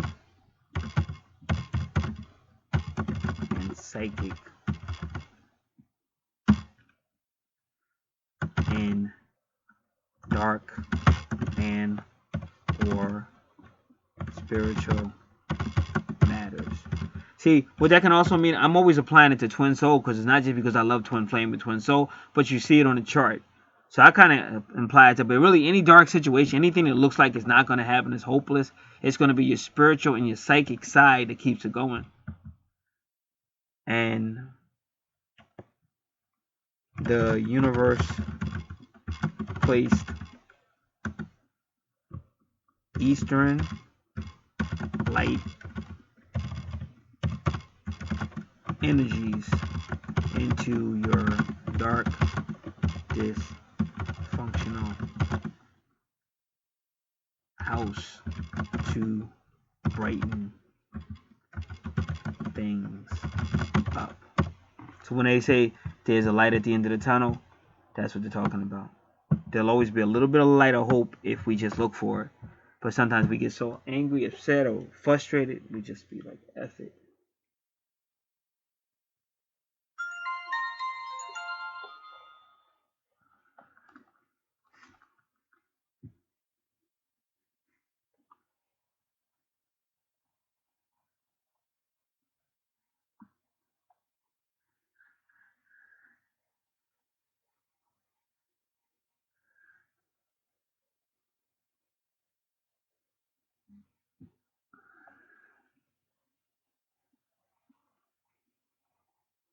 All right, so now we're looking at East Point. And you know, that's why I told you, a lot of times your 12th house is talking about your twin flame situation. Because you see the 22 right there. So they're just talking about the dysfunction between the twins. It's not always talking about police or courtroom. It just all depends. East Point. 22, which is the twin flames or twin souls. And then what is number 27?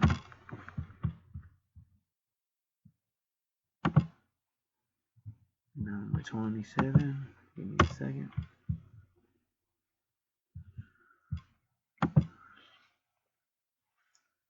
Number 27.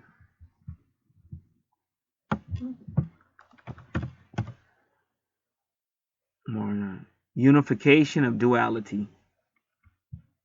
Unification when they start working together. Because your each point has 22, the twin souls, and 27 is unification of duality. That's when they start working together. And that'll be because at some point you're going to actively pursue. You're going to use your psychic abilities. You're going to use your spiritual gifts, your spirituality, and that Aries energy is going to like help you pursue it. And you're also going to start to see light where before maybe you just saw the darkness. You're going to start to see the light, and that's going to be because the Eastern point energies are going to help you.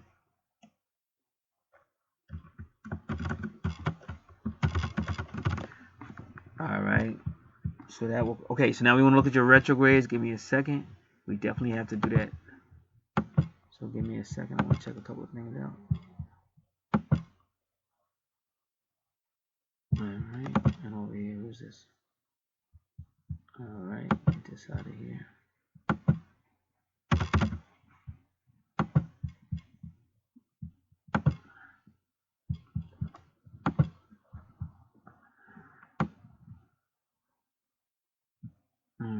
Where's your chart at? Because your retrogrades. We're going to walk around, first down. Okay. So again, so you don't really have bad karma. In fact, your chart is really, really good. You don't really have bad karma. And did we do that? Oh yeah, I just went to your 12. Okay, we ain't done. I was about, but you still don't have any bad karma. Those two retrogrades, they're only there. One is to push you.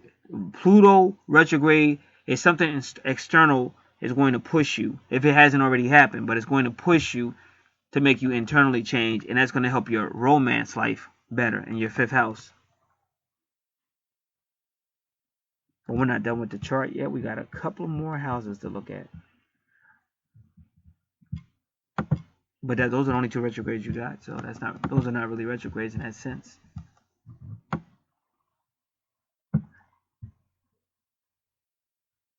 All right.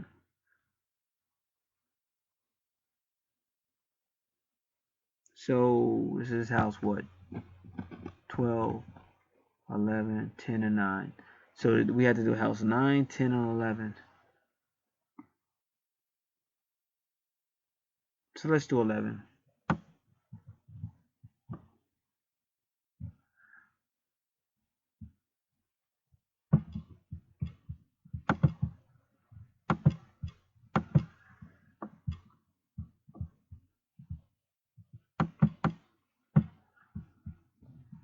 All right.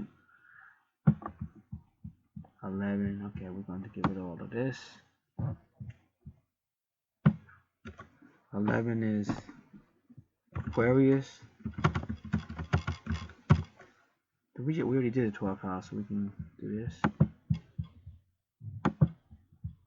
Aquarius, Pisces, Saturn, Chiron, Vesta,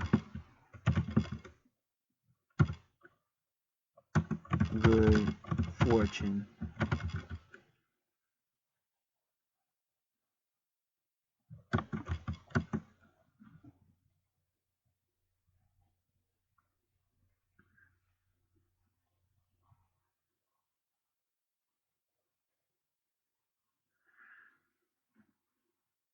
Okay. You will be an enlightened, spiritual, psychic. I'm just going to say leader, because that's Saturn. He's going to lead you, tell you what the do's and the don'ts. Leader. And I'm going to put energetic because of Vesta. You will be an enlightened, energetic, spiritual, psychic leader. And why did I see healing? Or Chiron.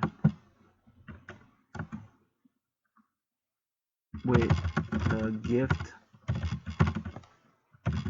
of healing and leading or teaching. Leading or teaching others. The universe showed its approval of this housing arrangement by placing good fortune therein.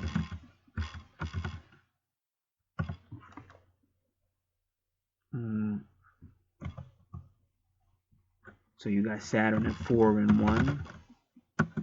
Again, that's the angels, the marriage, and 1 being a new beginning. Also, 1 is your first house of Aries. So you notice how your first house of Aries has Jupiter, and Saturn has 4, which is also marriage or Jupiter.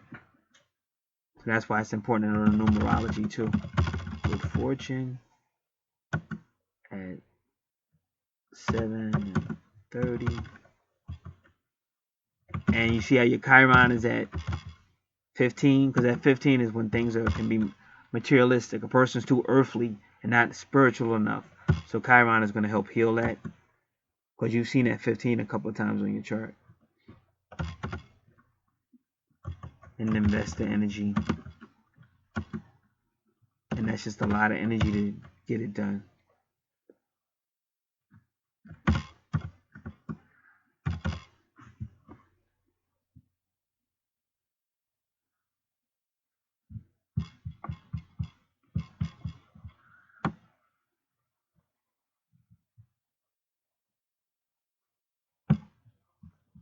House number 10.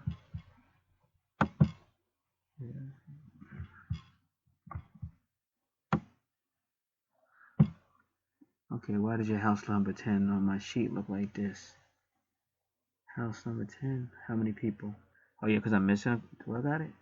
House number 10 is Capricorn. It says Sun, Aquarius, Ceres. Let's put Capricorn on there.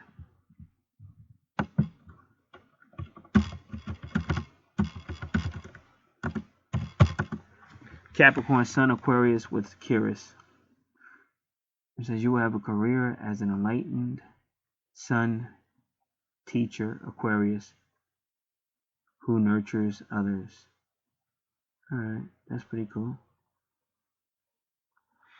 You will have a career as an enlightened Sun teacher. I'm going to put hardworking as an enlightened, hardworking, which is Capricorn.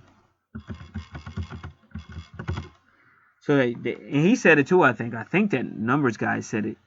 But your 11th house and your 10th house basically see you as being like a teacher. Come on, man. Alright. 10th, okay. Who nurtures others? Okay, so that's your 10th house.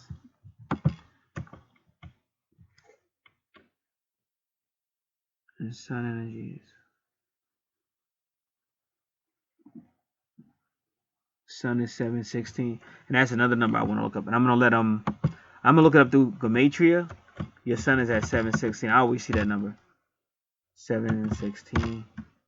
We're gonna look it up. We're gonna do it a couple of ways. Ceres at 1042, and those are 2 easy numbers. Basically, both of those numbers mean like when the 2 souls come together after struggle or whatever. And you got the Sun, which is the Virgin.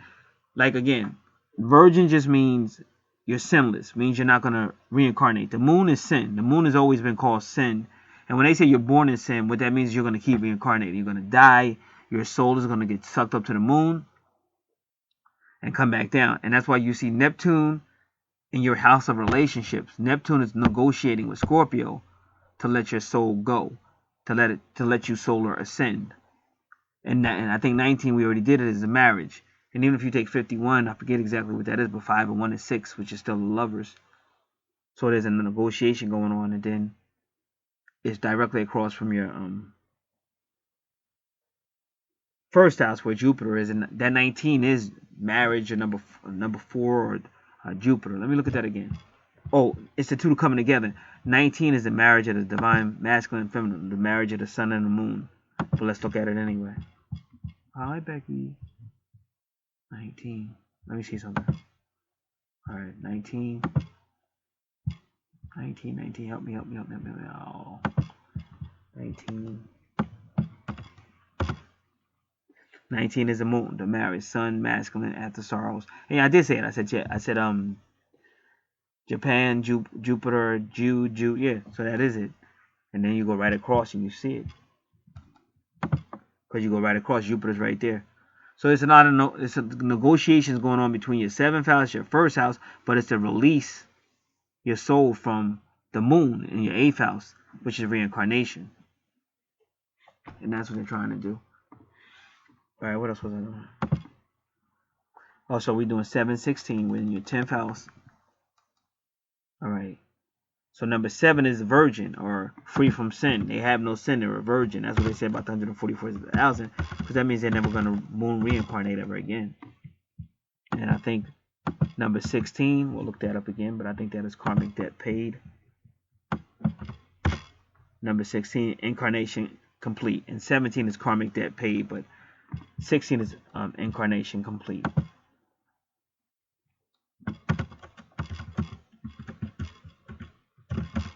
And that's what Curious agrees with 10 degrees and 42. That's what those two basically mean. But now you still want to say, well, what would it mean? So give me a second. I'm going to check out what Doreen Virtue is going to say about it. What just happened? Okay. Give me Doreen Virtue.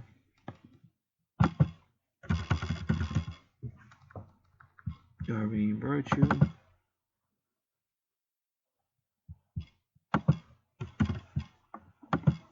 Doreen Virtue. Give me a second. Whatever this says. Let me go back. All right.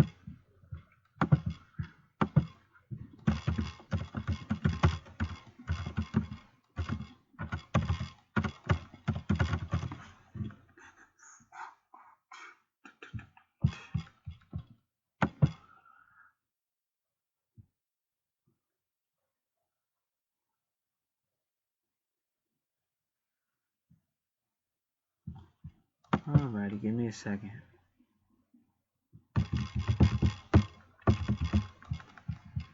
Sign in.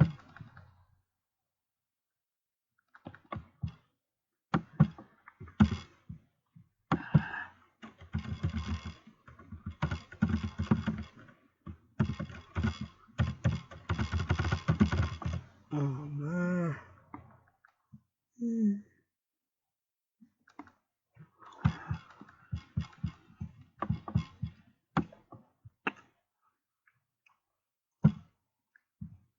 Give me a second. This thing just keeps bugging out.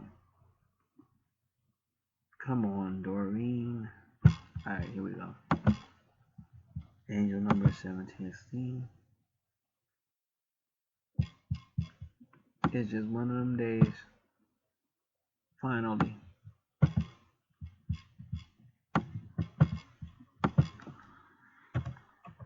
Angel number 716 is: your positive affirmations have set you on a path that will make it easier for you to meet your material needs. Alright, that's 716. And now let's just see if Riding the Beast has that number. 716.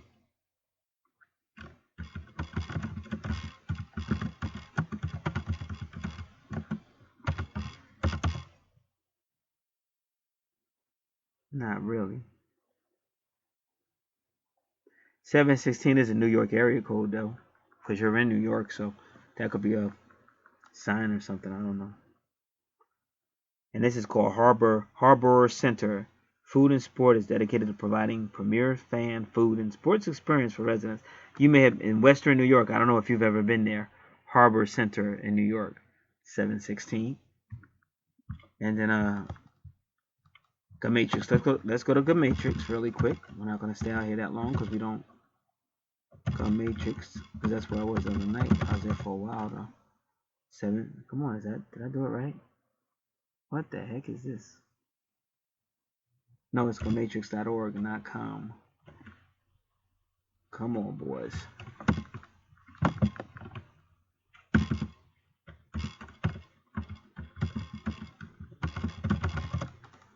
Come on, man. Why do I keep...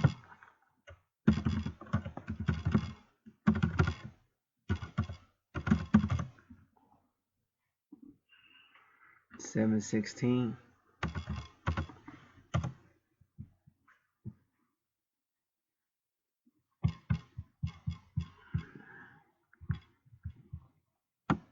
So it gives you a lot of information. I'm just looking real quick to see if there's anything that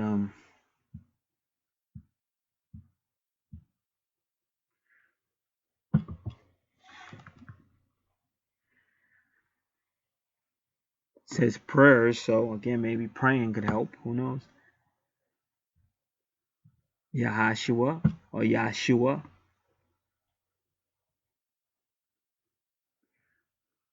It says equally because that's like the twins coming together. There's something from AHA Last Days. What's so funny about AHA?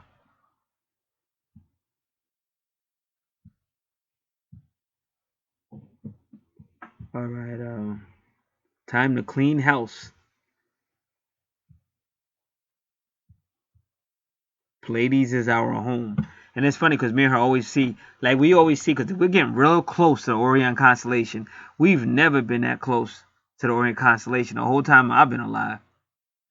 And she sees it too. Like we're getting real close. Isn't it? It's funny. And then and Pleiades, if you're gonna talk about the Orion constellation, you're gonna have to talk about Pleiades too.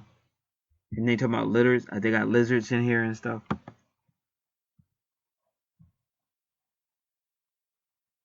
He said, "My spirit will rise, Satan will fall. I will come back to save you all." Bringing together the world's religions. Now listen to this, y'all. Listen to this one. If it's too cold, flowers die, but Mother Earth takes care of her flowers. So make sure you're in contact with your mother, not just the Mother Earth, but the Mother Space as well. Then it says Morocco and France, the gay mental friends, wrath among proverbs of darkness.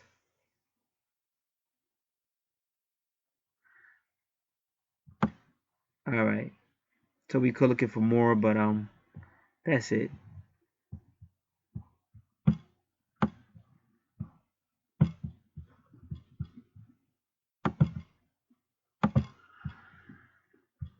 Okay, where are we at? That was a 10th house. Okay, so we did that. So that's just 716. And now the final house we're going to do is a 9th house.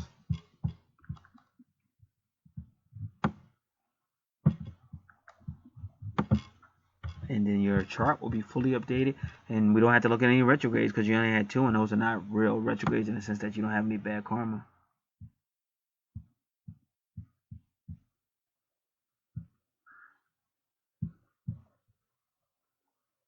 Ninth house, howdy do, howdy do. Okay, so we're gonna get rid of all of this. Come in, man. Medium quality, wow. Because you had a lot of, well, I don't know. Well, you did. It's kind of like you do have a lot of activity in your 9th house. Because I was like, why did I write all that? You kind of do have a lot of activity, but I don't know. I wouldn't have wrote all this stuff. Like now I wouldn't do all that writing. Because there's no need for it.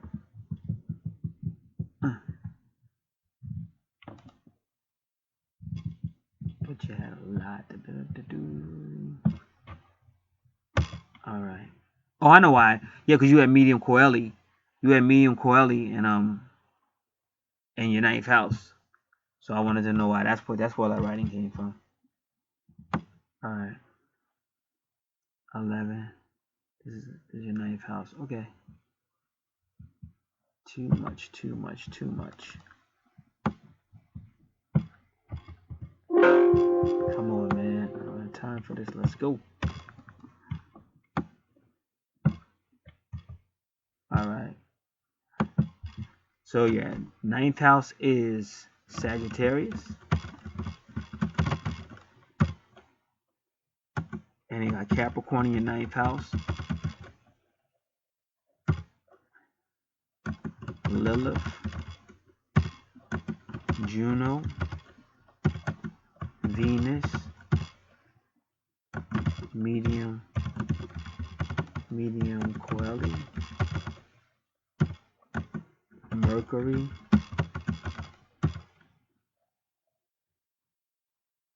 And Pallas. So when you see a whole lot of items like this, you're trying to find out what the basic theme is.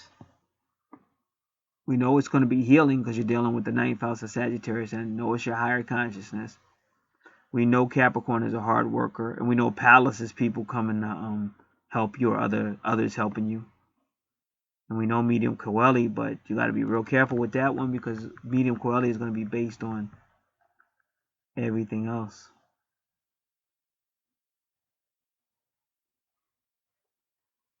Well, when you see Lilith like that, she's with Juno and Venus. Is all the highly feminine. So let's do this. And then, medium Coeli is going to represent that feminine.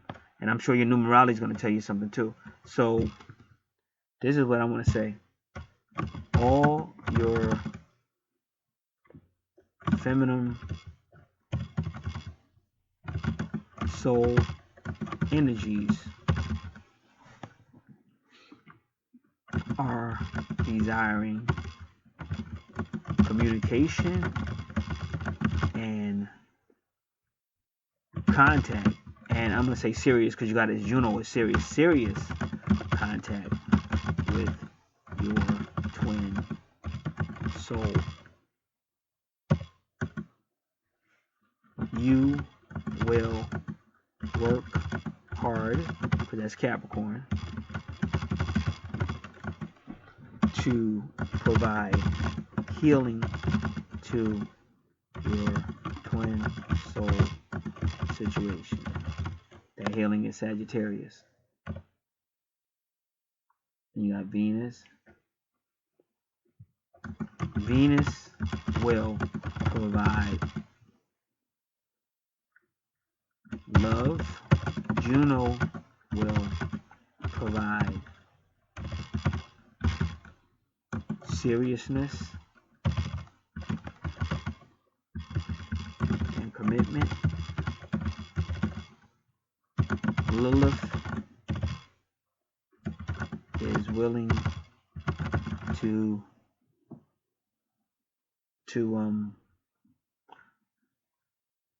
Lilith is willing to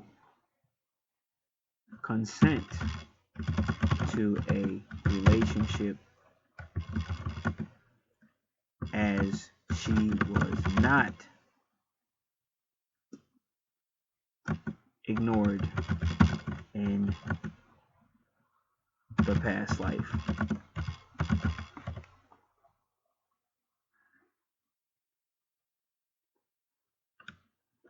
Others will help make this happen. So what I'm saying, you don't have to worry, because if you look at your ninth house, you can see all the support for coming in union with your twin, and everything is divine timing. That's what I'm saying. And even that guy told you the 11 months. Notice how he said 11 months. Now, this is what I want to ask you. Think about it. This is the first of the year, the first month of the year. It is 11 months left to this year, even though it's the first. You could say 12. Technically, you could say 12, but if you don't count the first month, it's 11 left. So did he say that the last time? He may have, I don't know. But even if he did say it the last time that we did this, it's still kind of ironic that he said it this time. Because I keep telling people 27 is going to be a different year, but it's where you put your mind at. A lot of people blame this, blame that, blame the twin, blame that, but it's where you put your mind at. The more you get involved with your spiritual stuff and what you're supposed to be doing, the more you're going to see your life getting better. And the angels always said that. I just didn't listen. I was just too angry back then when they were talking. I wasn't trying to hear nothing. I was talking trash about them. I was talking trash about everybody. That's why when I finally got fired, it was one person. They said good you got fired. They said all you do is talk trash about your twin and everybody. They said it's good you got fired. I said, oh man, how cruel can you be?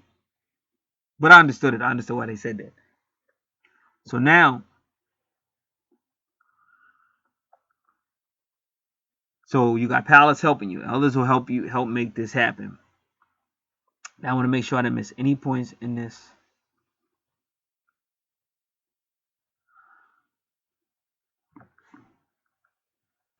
All right. So now this is where we get to the we're gonna take Lilith first.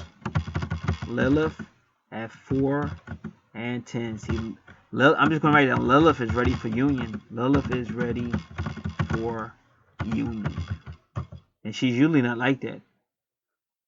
Juno at 12 and 46. Venus at 18, which is 666, which is perfect love. And 52. Medium Coeli. Alright, this is what I want to write. Others will make this happen. This could lead to, and I put in quotes, marriage, which is medium Coeli.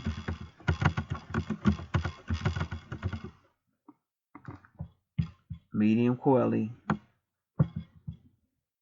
Medium Coeli and 1911. So right away I want to go to Sacred Scribes, angel numbers really quick, and do 1911. Oh, well, come on, man. Sacred. Alright, let's do this because I don't feel like being bothered. Come on, come on, come on, come on, come on. Now what? 1061. So I can just squeeze it right in here and go 1911. Come on. Come on, stop. 1911.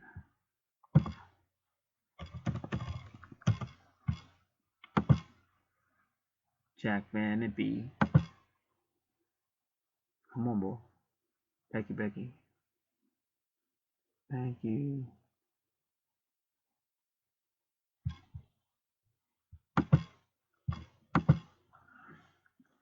Alright, so again, we over there. Angel, did it do it? It said it. Okay.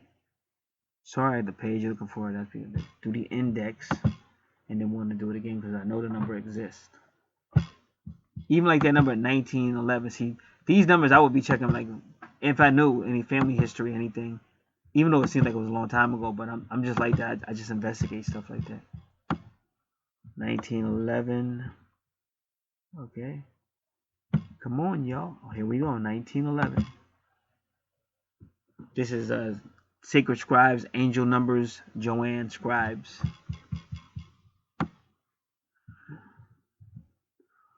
Number 1911 is a humanitarian vibration that you're encouraged to look to how you are able to be of service to humanity, serving your divine life purpose. So what they're saying is, as you're waiting for your twin flame thing to get together, help other people.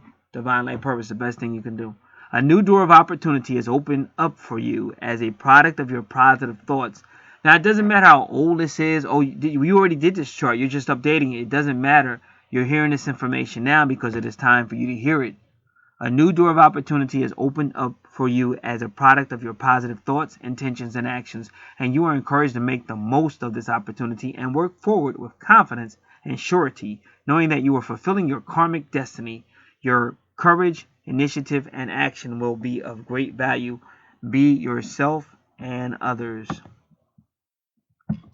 Angel number 911 can also suggest that your goals are almost complete, and that's what we've just been saying. And you are coming to the end of a phase or cycle in your life. The phase of not being with your twin is about to end. I can't say this month, but it's going to end. It's going to be sometime.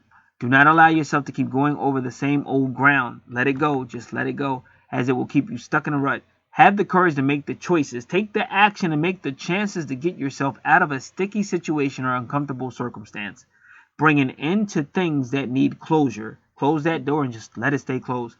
Make yourself a priority. Take care of yourself. Nurture yourself. Pamper yourself. Put yourself first and foremost. You have the power to steer the course of your own life. And that's what the numerologist just said. And I also saw it in the numbers as well. Angel number 1911 suggests that your positive attitude, ideas, thoughts, and affirmations have created wonderful opportunities for you to take advantage of. These are steps along your divine life path, and your angels urge you to take up the challenge. Shed a positive light on all your life and beyond. So now I'm going to put this angel number 1911 over here. Get rid of this. Come on, I guess I did. All right, now come on. So we're going to put this right down here. Angel number 1911, and we're going to put that link right there. So you got the link. And again, now we're going to do those numbers. I'm going to say that at the end. Okay, what else do I need to do? All right, we're in your house. What was it? I believe we're in your 9th house. 10th, 11th, 12th, discipline. Okay, so you medium Coeli, 911. Mercury, 1926. And you notice how that you keep saying that number 19? Mercury, 1926. And 19 is a marriage, so they're guaranteeing it. They're guaranteeing the marriage, because that's what that 19 means. They're bringing together and again, remember, marriage can just be the twins coming together, because they're already married. They're the same soul, twin soul. And Palace is 2118.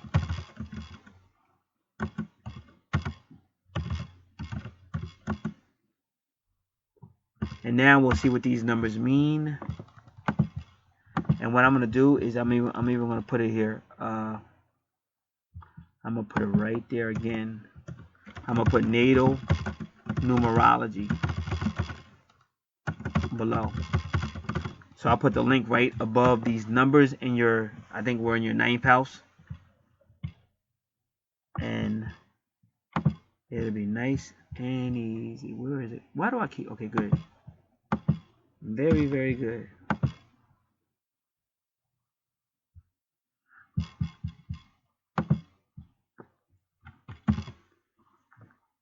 So we know 4 is the marriage number. Jupiter, the sun marrying, the angels. 10 is the 5, the evolution coming together. So let's see what 12 is.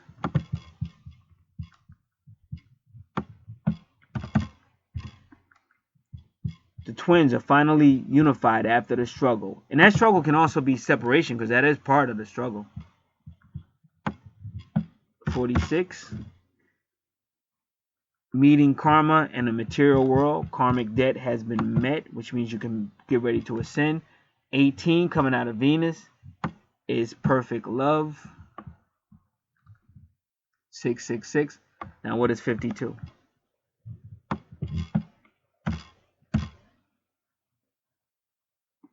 That's the fight. Number 19. I believe, oh, come on, man. I wish it would stop doing that. Number 19 is a lot like number 4. Sun, the masculine, moon, feminine, after they come together. After repeated sorrows, Japan, Juco, Jupiter, marriage, Jew, justice, Mayat, scales, balance, Justine, Japan. So, and that's another one. Maybe I'm seeing a whole lot of J's, because J's tend to give off that resonation. J would be the 10th letter, but in numerology it would be 1 plus 0, which is 1. But they don't have a number 10, so J goes to number 1. Yeah, it goes to number 1, like a new beginning, because a whole lot of J's been contacting me. So this is the time for J's right now, but it represents a new beginning. 19, and then we'll do 11.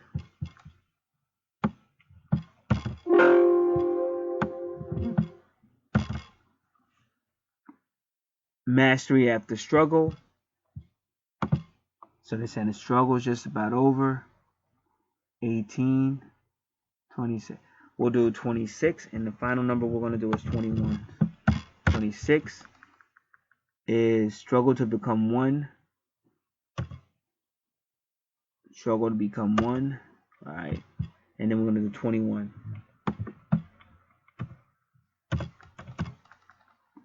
Oh, it's a 777. Perfect harmony. Perfect harmony. And we're going to look at it again.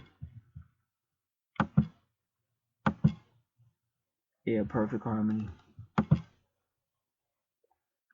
And that's perfect love. So that's what Palace will be helping you have. All right. So that was a very good reading, a very good update. Got better understanding about what's going on and why. If anybody's interested in any of these services that you see out here on Archangel Revelations and Prophecies, you can contact me at the description box. Has all the contact information. Jupiter retrograde, Uranus. And you could always ask, because somebody said, "Oh, I didn't know you did any kind of natal chart. I thought you just did twin flame." No, I do natal chart. I never said I just do twin flame. Alrighty. All right, everybody. Happy New Year. God bless.